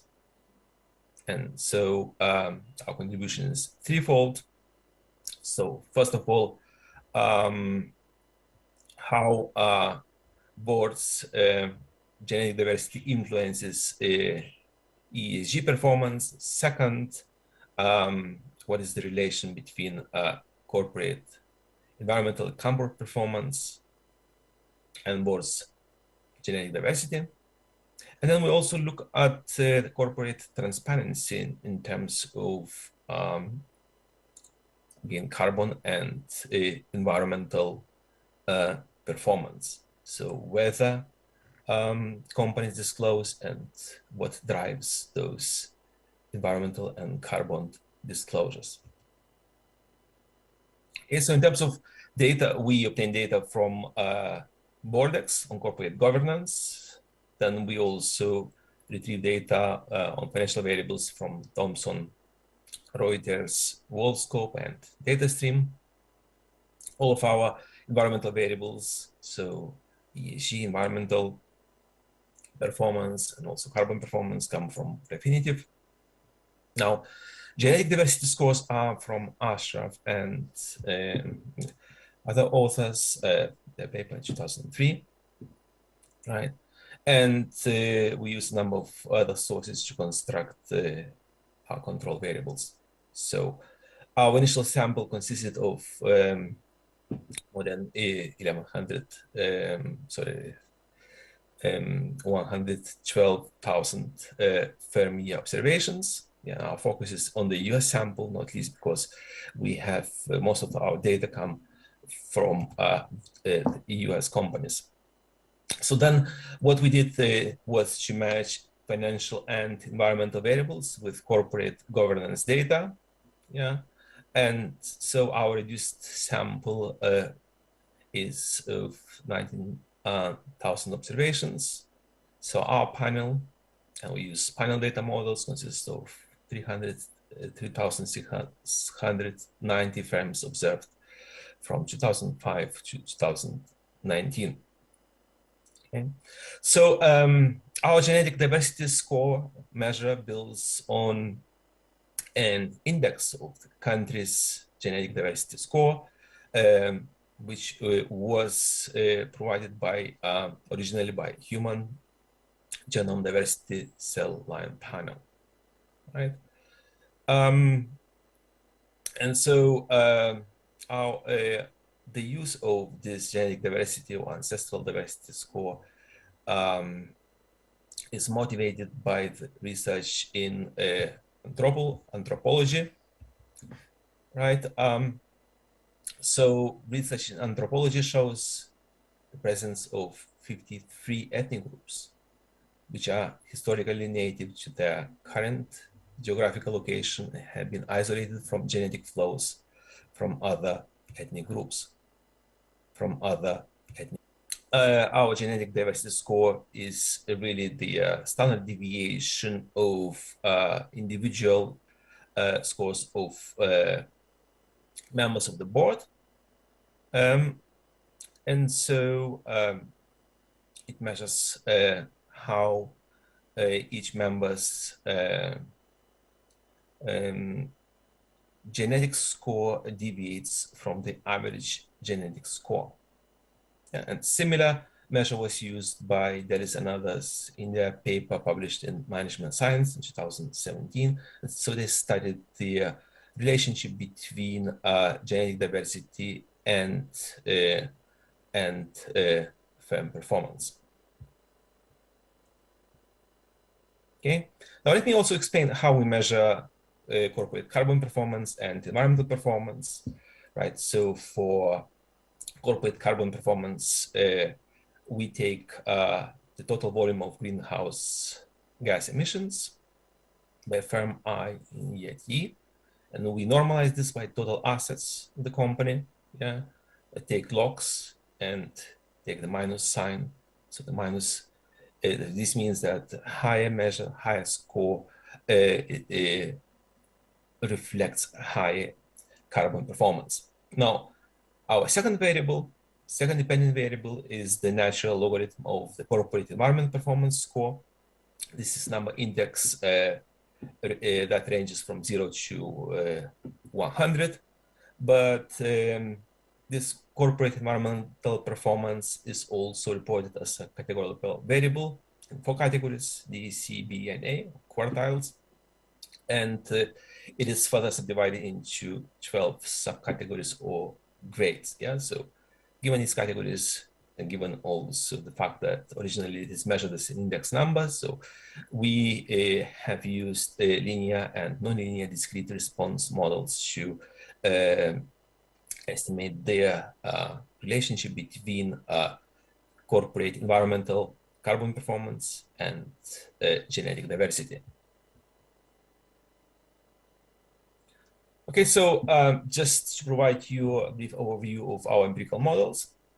So our key explanatory variables is genetic diversity, and our control variables are financial indicators of the company, so to indicate corporate finance, the governance indicators, diversity measures like cultural diversity, gender diversity as well, control for, and then different indicator variables for the year, industry, and state in the US. Like I mentioned, our sample focuses mainly on the US, although we also use an extended sample for this.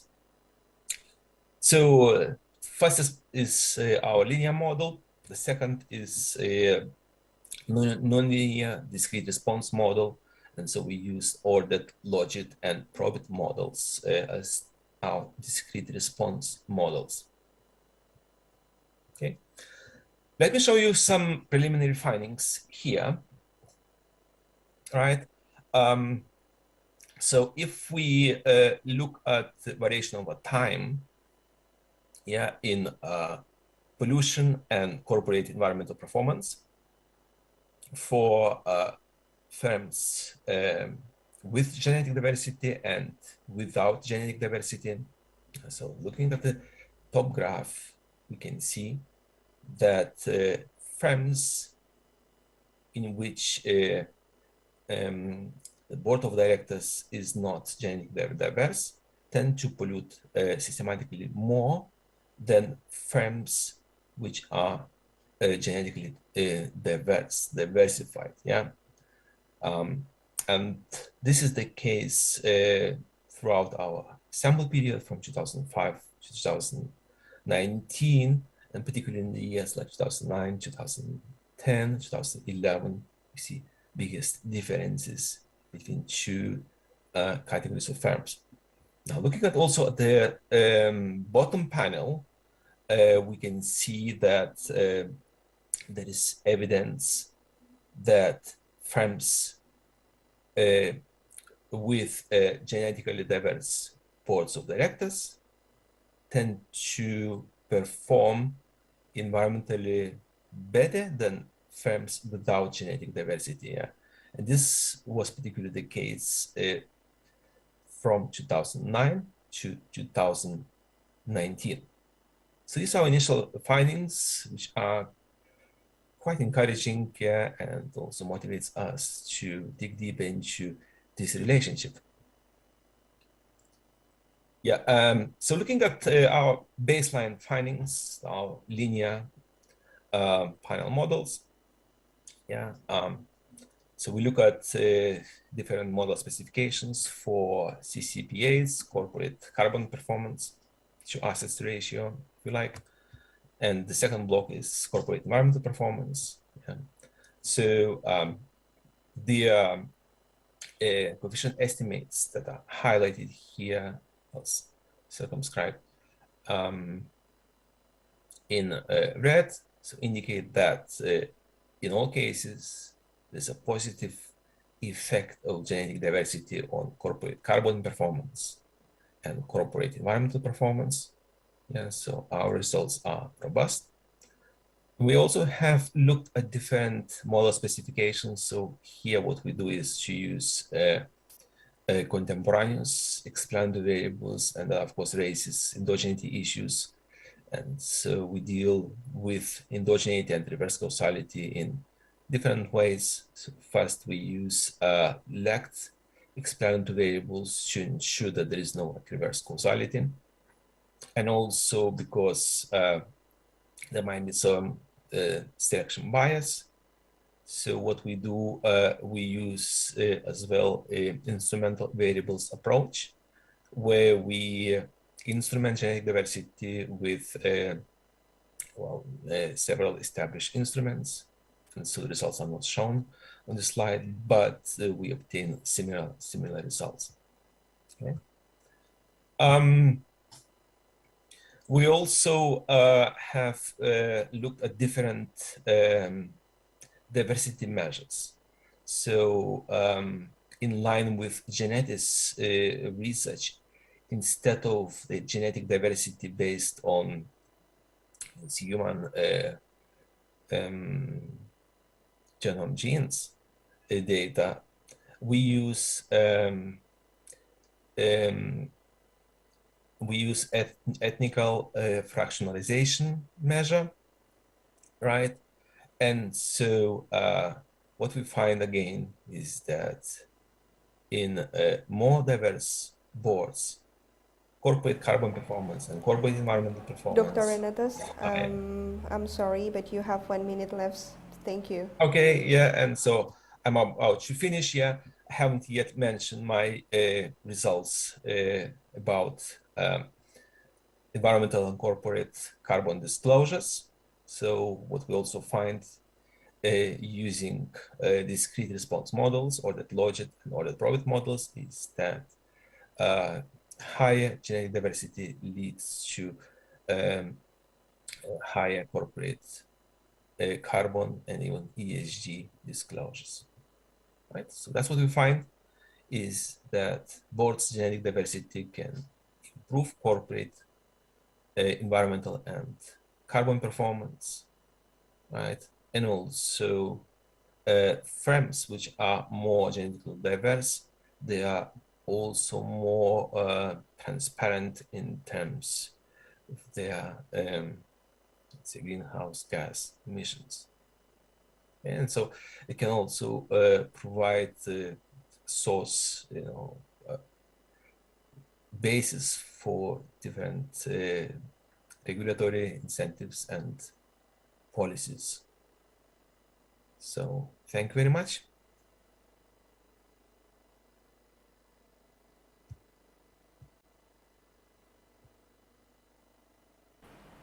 So, ladies and gentlemen, that was Dr. Renatus Kizis who discussing about does genetic diversity on corporate boards lead to improve the environmental performance, and we can see that from his paper that the genetic diversity does improve the environmental performance of the bonds. And I'm pretty sure a lot of mind on the participants for today regarding the presentation of Dr. Renatus Kizis, but hold on, we will proceed to the question and answer session after the last speakers, Dr. Putra Pamungkas from Universitas 11 Maret, Indonesia. So, good evening, Dr. Pamungkas. Thank you for staying with us. And then before we proceed to you, let me read your brief of CV. So, ladies and gentlemen, Dr. Putra Pamungkas is a researcher at the Center for Fintech and Banking, Universitas 11 Maret, and also assistant professor at the Faculty of Economic and Business, Universitas 11 Maret. He's quite young, and he holds his master and a PhD in economics from Université de Limoges, France. Without any further delay, proudly forward to you, Dr. Putra Pamungkas. Platform is yours. Well, thank you very much. Assalamualaikum warahmatullahi wabarakatuh. Good morning, good afternoon, and good evening, distinguished speakers. It's been an honor for me here to speak with the very distinguished panel today in this very significant event about the sustainable finance and impact investing. Today here, I would like to share about our recent research and previous research about this sustainable finance and also impact investing. So today I would like to discuss about the SME flight to digital and green economy. I think that as Professor Wimbo and General Luhut in the previous speech was talking about this kind of important things for the presidency of G20 for Indonesia, that the three main issues that we raise in this presidency for this year is about the SME first, and the second is for the digitalization and all digital economy, and the third is for the sustainable finance. So this three issue is very important right now for Indonesia. So therefore, I would like to discuss about how SMEs that flag to digital and transform to the digital era right now, and how that transformation can affect the implementation of green economy, that what we call right now the new term of the green economy. So basically, as also maybe mentioned before, that the small medium enterprise SMEs are the main driving sectors and the backbone of the economy of Indonesia. So based on a lot of data that SMEs provide labor incentive, and also the contribution to the GDP in Indonesia itself is up to 60%, more or less 60% of our total GDP. And it is really emphasizing that SME have a strong contribution to the Indonesian economy.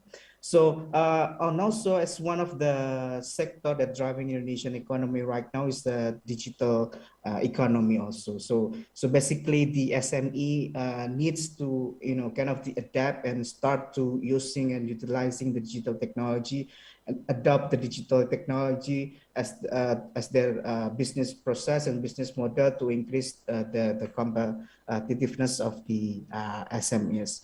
So the importance of the technology adoption and the capability for micro, small, medium enterprises, it's been a lot of studies saying that it can be improving their competitiveness and also performance. So several factors from the digitalization process that could impact SME business model. It is kind of motivate us to investigate the determinant of the adoption of the digital technology. So also the effect of digitalization is more pronounced during this pandemic COVID-19. So COVID-19 basically sieve the behavior of people due to moving restriction and lockdown policy in several places, including in Indonesia.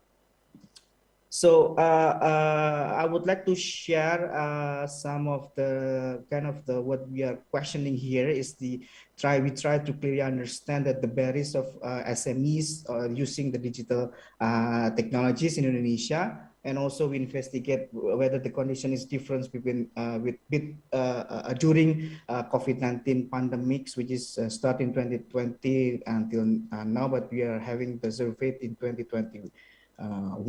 So which is arguably that the COVID-19 pandemic, which arguably increased the adoption of digital technology significantly. So we also does the SME of digital transformation affect the green economy implementation, especially in Indonesia.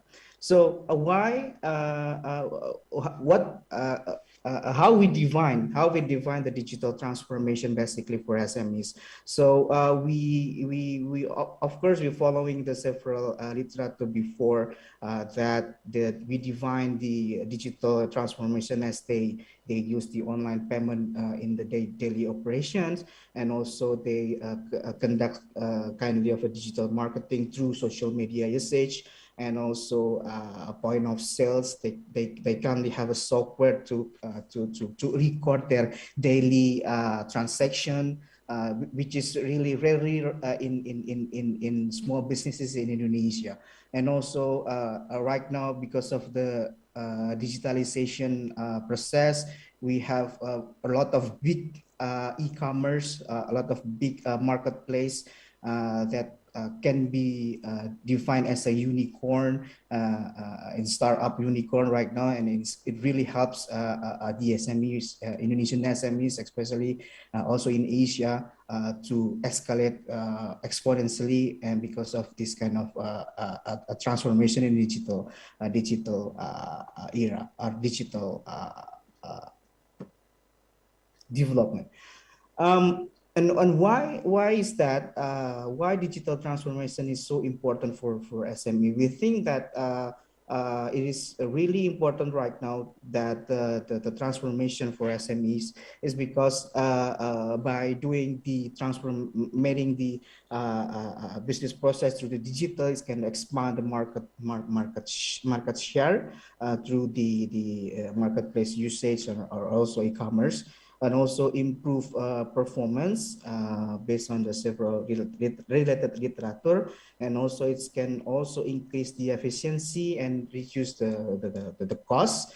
And basically arguably also it's improved the productivity because of it's increasing the sales and something like that, and also it encourage SME to be more innovative, to increase the innovation in their product and services. Industry such as a local commerce, shop services, and agricultures. So basically, we investigate the use of digital finance technology, especially digital payment by small businesses in Indonesia. So our main result here, we find that during COVID-19 pandemics, firms or small businesses that have a higher selling and income most likely adopt digital technology such as online payment and also marketing, online marketing. They conduct online marketing.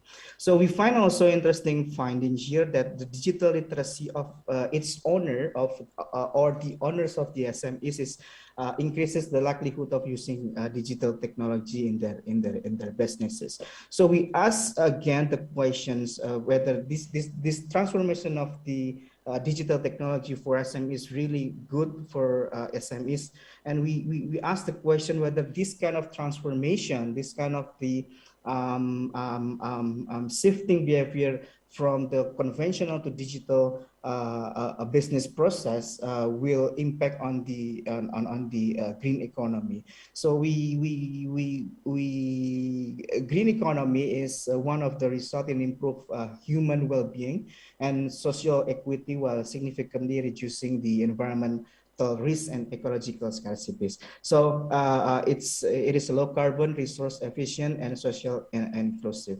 So basically, we ask whether this transformation in the survey also whether this whether they have a knowledge about this kind of green economy, whether they conduct kind of the green economy operational, and also the knowledge operational, and also the awareness of the owners that have the higher digital literacy. So because we see that in the news, not only in the news, that digital kind of use a lot of electricity, a lot of kind of something like that most of the developing country, especially, we use the electricity from the non-renewable source or resource, or non-renewable resource. So therefore, digitalization that going so fast, they use a lot of electricity, and the source of the electricity is not from the renewable source, is really an issue here. So we ask the digital transformation affect the environmental issues. So it can be also, if they are aware of this kind of green economy implementation, it can be a sustainable economics, can be green economic, and also the importance of the implementing green economy on SMEs business model. So it can be win-win solution that the transformation is also increase the awareness of the implementation of the green economy. So we find also in our basically the regression or the research that we conduct last year, is that both foreign and domestic investment right now are detrimental to environmental quality. So this is really an issue right now in Indonesia, that the investment should be also be regulated to be more of environmental friendly. So our green economy implementation here, we asked the question about this green economy awareness, about the operation sustainability, and also the knowledge. We asked the question during the surveys. So basically the surveys and still in progress, and we're still collecting the data. So I cannot really conclude the calculation. But our very primary results that we survey more than 2,000, but we still, kind of increasing the number of a sample that our research shows that the SME's digital transformation has a also positive and significant relationship associated with the green economy implementation, which are the awareness, the operation business operation, and also knowledge during the green with this kind of implementation. So this is the pictures that I got from last year from speech from Nobel winner Robert Engel, that this is he speak about the climate risk, that this is really important for us now to think about the climate change, and also thinking about the other problems that behind that problem is we have a big problem that is climate change too. So this is, I think, the end of my presentation. So thank you very much for the time for sharing, and also I'm happy here and honored to be between the very distinguished panels speakers today. Thank you very much. I will come back the platform to Ms. Dewanti. Dr. Putra Pamungkas for delivering another point of view on how we see our theme today, sustainable finance and impact investing. And Dr. Putra has delivered on to us about the SME flight to digital and the green economy, and shared us about one of his research. And we will proceed to the question and answer session. So we have received a number of questions that the participants that joining us are really curious and are passionate about what they delivered by the presenter today. And as the first question is from Mrs. Yasmin, and this question is for Professor Caroline Flammer. So this question is for you, Professor Flammer. The question is about what type of incentive the government or maybe the investor could offer to encourage companies to be more involved in the climate change mitigation. So do you get the question, Professor Flammer? Very good question. Thank you very much. So please. I would say there are different levels, right? Are we talking about incentives that the board of directors could provide to the managers, which is, for example, linking compensation to specific climate change goals? But on the other hand, also at the more macro level, for the government, thinking about potentially policies about disclosure and what kind of disclosure. So there's a lot of conversation, for example, about scope 1, scope 2, scope 3 disclosure. And what we need to be careful about, and I try to keep my answer short, is if, let's say, we only look at scope 1 disclosure, which is the direct emissions of the companies, then there's a risk that if only scope 1 emissions disclosure is mandated, that what companies would do is they divest their most emission intensive operations. And so basically they outsource their climate change to other companies, to other suppliers, for example. But at the end of the day, it would not change anything at the system level. It would not help us mitigate climate change because it's just a shuffling around of emissions. And so I think from a government's perspective, public policy perspective, we want to be very careful about taking a systems level approach as opposed to firm level. That's what I was referring to at the end of my presentation. Companies and investors alike, their focus at this very moment is very much at the firm level and at the portfolio level. But that does not take into account those side effects that might be triggered. And I think what we really need is thinking about what's the actual impact on the broader environmental system. Thank you very much, Professor Flammer, and I hope it satisfied the question of Mrs. Yasmin. And then the next question, let me proceed to the next question. It's the question from Mr. Fauzi. So it's a question from for Professor Hassan. So can you hear me, Professor Hassan? So this question is for Yes. you. It is interesting to learn that Islamic value actually promote ESG value. Would you please elaborate on how we can introduce more Islamic value to the financial sector without making it sound exclusive to the Muslim community only? So please, Professor Hassan. Okay, first of all, I mean, the premise of your question is not totally correct. So Islamic finance is not only for Muslims. This is, even though it starts from religious values, but you do not have to conform to these religious values. All you have to agree to the contract. So, but second part of the question is very important, that if my own study of looking at the Islamic banking performance, so they are prohibition-driven industry. So you cannot do this, you cannot do this, you cannot do this. But we are looking for positive screening or positive social aspect of it. That's where the ESG is coming in. Let me give you an example. So an Islamic bank, gives a loan to a company. So the Islamic bank really should ask how this money is going to be spent. I mean, Islamic facility, I'm talking about Islamic, whether it's a Murabaha or Mudarab or Musharaka type of financing. So they have to ask all these ESG questions. Is this facility is going to promote financial, environmental degradation? Is it going to promote less gender equity or not taking care of our workers? But so the Islamic finance industry is not gone to this level, and they really have to address these questions. This conventional counterpart is making a very good progress in this area, and there has been good empirical research, as Caroline and Luke has shown. The data is there, but unfortunately for the Islamic finance industry, the data is not there in order for us to answer this question. So for young researchers, I would ask you and also the government agencies to collect this data. Without collecting the data, how we can ask those scientific questions? So that will be my brief answer.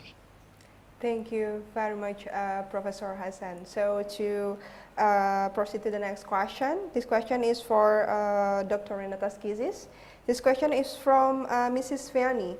So Dr. Kizis, would you please to explain why does the relationship between two interested variables is more prominent in the US-based company? Could it be more because the economic condition or regulation? Thank you. Yeah, so I must say that we control also for economic conditions, but regulation varies in the US across states in terms of environmental performance here. And so we can't really control for that. Now, I guess one reason could be that there's more data for the US companies, and also more information about who are on boards of the US companies. And so there are, well, I would say, more than 80 nationalities. Yeah, but some nationalities are more prominent, like, well, if I can have a look quickly, some nationalities are more prominent. Yeah, such as, for instance, British, Canadians, Germans, French, Australians, Indians, Dutch, Mexicans, Italians, Swedish, and Swiss in the US. Yeah, so so the fact that in the US there are many companies with many diversified boards actually probably determines this result. I'm sure that answers your question. Thank you very much, Dr. Kizis. I really hope also that your answer is satisfy the questioner. And then the next question is to all of speakers, so it's include Dr. Pamungkas also. So be prepared to answer this question. So because this question is about Indonesia, so it's question coming from Dila. Could you please give your perspective? Where is the position of developing country like Indonesia pertaining to practice of the sustainable finance and the green economies? And what is the challenge to do that for like developing countries as Indonesia? So probably Dr. Pamungkas, would you please to answer first? Well, I think it's very good questions about the practice of sustainable finance in Indonesia. As maybe Professor Wimbo in the beginning explained about regulation, about this taxonomy of the green economy and sustainable finance. I think the most important things is also related to Professor Flammer's presentation is about the disclosure of the CSR, disclosure of the sustainability reporting. It's very important for a company right now to report that publicly. So for investors, for example, can really understand the companies that have contributed to the environmental issue, something like that. So, but that was the issue in Indonesia right now. So if that can be regulated and can be disclosed publicly and everyone can access that, I think that would be the step for us to have sustainable financing and also investing in the environmental in the company that concern in the environmental issues. I think that's my answer, Ms. Dewanti. Thank you very much, Dr. Pamukkas. Quite interesting perspective on answering. And Dewanti, Professor Hassan, yes, I think you have something to add on. Actually, you know, must tell, you know, this presentation by the minister or the professor, I don't know who was there. There are 6 countries has already adopted the sustainability reporting. So out of the 6, 3 are developing countries and Muslim countries, Indonesia, Malaysia, and my own country of birth, Bangladesh.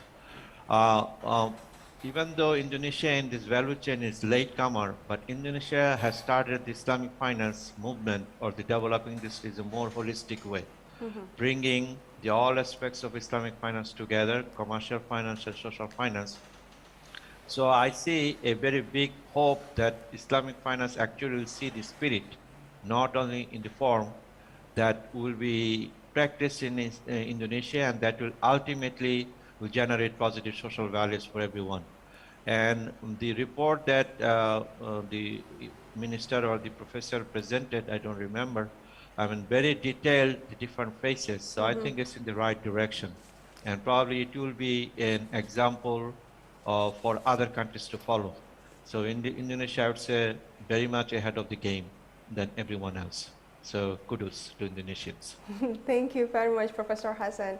And for the next, Professor Flammer, do you have something to add on regarding this question? Thank you, please. I'd be happy to. I probably have the least expertise about Indonesia, per se, among all the panelists, but let me just share some observations. So when you look at, for example, the issuance of green bonds, so there's a great potential for Indonesia. So Indonesia has issued green bonds in the past, but I think there is further potential to even increase the issuance of green bonds. Now, if you think, and I totally agree with my fellow panelist Kabir Hassan about the leading role that the Indonesian government now aims to play in terms of transition to a green, low carbon economy, and in establishing, for example, the taxonomy. Now, when you look at sustainable finance impact investing more broadly, there's enormous concern about greenwashing, for example. And one of the reasons for this concern for greenwashing is that there's a lack of public governance in many, many countries around the world. And this lack of public governance, so this is where private governance steps in, and so the role of certification in certifying that indeed, for example, green bonds, that issuers of green bonds are serious about investing the proceeds of those bonds into green projects. But if you think about how do you foster sustainable finance and impact investing in Indonesia further, is, for example, by mitigating some of these concerns by, for example, implementing some regulation around, for example, if you think about green bonds, there's an ambiguous definition of actually what is green, correct? There are multiple taxonomies that may actually impede the effectiveness, efficiency, and integrity of the market. there's also currently the certification, this private certification is binary. So either a bond is certified or it's not. And so probably a tiered certification scheme would help and be more informative to investors. So at the end of the day, investors aim to assess their portfolio companies or what are they really serious about improving their environmental footprint. But it's very difficult to make this assessment if there's a lack of mandatory disclosure and if the definitions around green is very ambiguous, correct? So anything that would help in transparency, in making it more clear and providing information to the investor community would likely help foster the transition to a low carbon economy and have real impact, not just about greenwashing. Completely agree with Professor Flamber. Thank you very much. And I think Dr. Renataskis also have something to add on. You raise your hand, so please, Dr. It's getting, this debate, this conversation is becoming very heated. So I would also like to contribute to it. In my view, I agree with the previous views, with Caroline as well. But I think the driving force within the economy would be, the end consumers, right? So they decide what to consume, which products to buy, and that drives also productive activity of the economy, right? So if their preferences are geared more towards like environmental quality, social performance, government performance of the companies, so eventually the productive activities of companies will follow this suit. And that is very important. And people preferences do change over time, hopefully in the right direction. Yeah. So education is one thing that can actually change their preferences or steer into the right direction. So thank you very much, Dr. Renataskis. And I'm afraid that would be the last question for our question and answer today.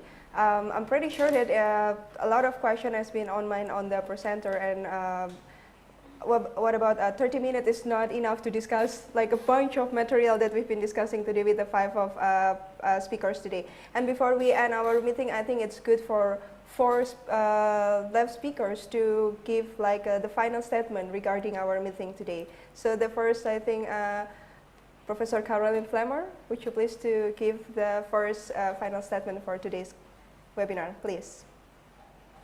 Thank you very much. Thanks again for the invitation, by the way. So I would say, be it policymakers, be it investors, or be it managers, and I think what we really need is to think about how can we really mitigate climate change? How can we really tackle some of these system-level challenges that we are facing?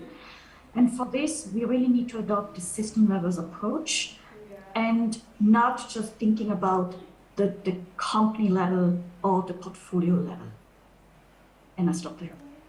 Thank you very much, Professor Caroline Flammer. And second, Professor Kabir Hassan, please.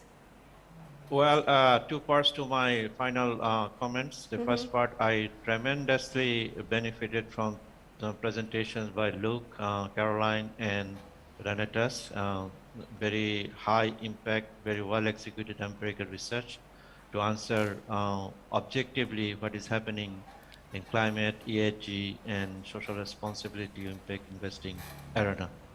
Secondly, I would slightly differ with Caroline's comments. Yes, system level is important. That's the macro perspective, but the micro perspective is also very important to me. We have to really, if you take the banking industry, we have to look at your loan portfolio. And this international development agencies are already using this. So when they give a loan to a developing country, so they look at different types of analysis, and ESG is one of that analysis as well. So I would say that should be injected at the company level, and most important at the product level. Because we have been saying this Islamic finance product is different than a conventional product, but we have to show how is it different. If you take any big Islamic bank in any country, I mean, their clients are all big corporates, right? The small fish like me cannot get a loan from there. I mean, financial facility in an Islamic way because I'm not a insurable risk to them. So where does this, the value orientation of Islamic finance come into play? So this is what we have to really put emphasis on. And final point, as Renata said, education is very important. But I would say the Indonesian government, they have this every year. They have this Sharia economy month. They do different types of conferences. They invite speakers. They try to educate the citizens about the Islamic finance, the value system. That is also, in the long run, will contribute to clear adoption and contribution of the Islamic finance for the development of this industry, as well as for the benefit of entire Indonesian citizenship. Thank you. Thank you very much, Professor Hassan. Next, Dr. Renata Skizis, please have your closing statement for today's webinar. Yeah, so it has been said so much that it is very difficult to contribute anything new, but I will try. So I'm pleased that the moderator yourself, when you introduced me, you mentioned that I contributed to this project on the circular economy and small open economy, which was funded by the Research Council of Lithuania. So within this project, we looked at how it would be possible to make economic activities more circular. So that involves, of course, company, but not only the company, the whole supply chain. So it is very important to create sustainable supply chains and also to ensure that the resources are used, efficient use of resources, and resources that are used not related to, say, fossil resources. That those resources are really renewable, if possible at all. But circular economy has many different aspects, such as the packaging, waste management, innovative activities. So I think it is very important to work, collectively on all those aspects to ensure that also the economy, as a result, becomes more environmental friendly, less polluting, but also more socially friendly for workers and also for communities. Thank you very much, Dr. Renata Skizis. And last but not least, is Dr. Putra Pamungkas. Please have your closing statement for today's event. Okay, I think this is the momentum of Indonesia as the to lead the presidency of G20 and raise the issue about the sustainable finance for the world. So we kind of support that issues, and as on behalf of UNS Fintech Center, I would like to say thanks to all of the speakers here that have shared their ideas and also research, and we are really happy to have you here. So Indonesia is committed to this kind of sustainable finance and impact investing. And as Professor Kabir Hassan said, we are the program. We have a lot of program. Even including the green sukuk, we have Professor Hassan. So it's Islamic bonds that committed to the environmental issues, environmental investment. So thank you very much for all of the speakers and also keynote speakers and also the participants. Thank you.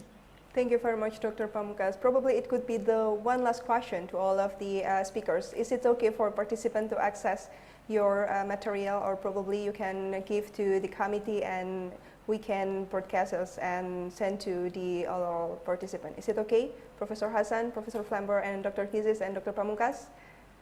Yes, it is okay. Okay, perfect. So I'm afraid that was the end of our meeting today, and I'm really sorry. I humbly apologize to all of participants that I cannot bring all of the questions due to the time constraint.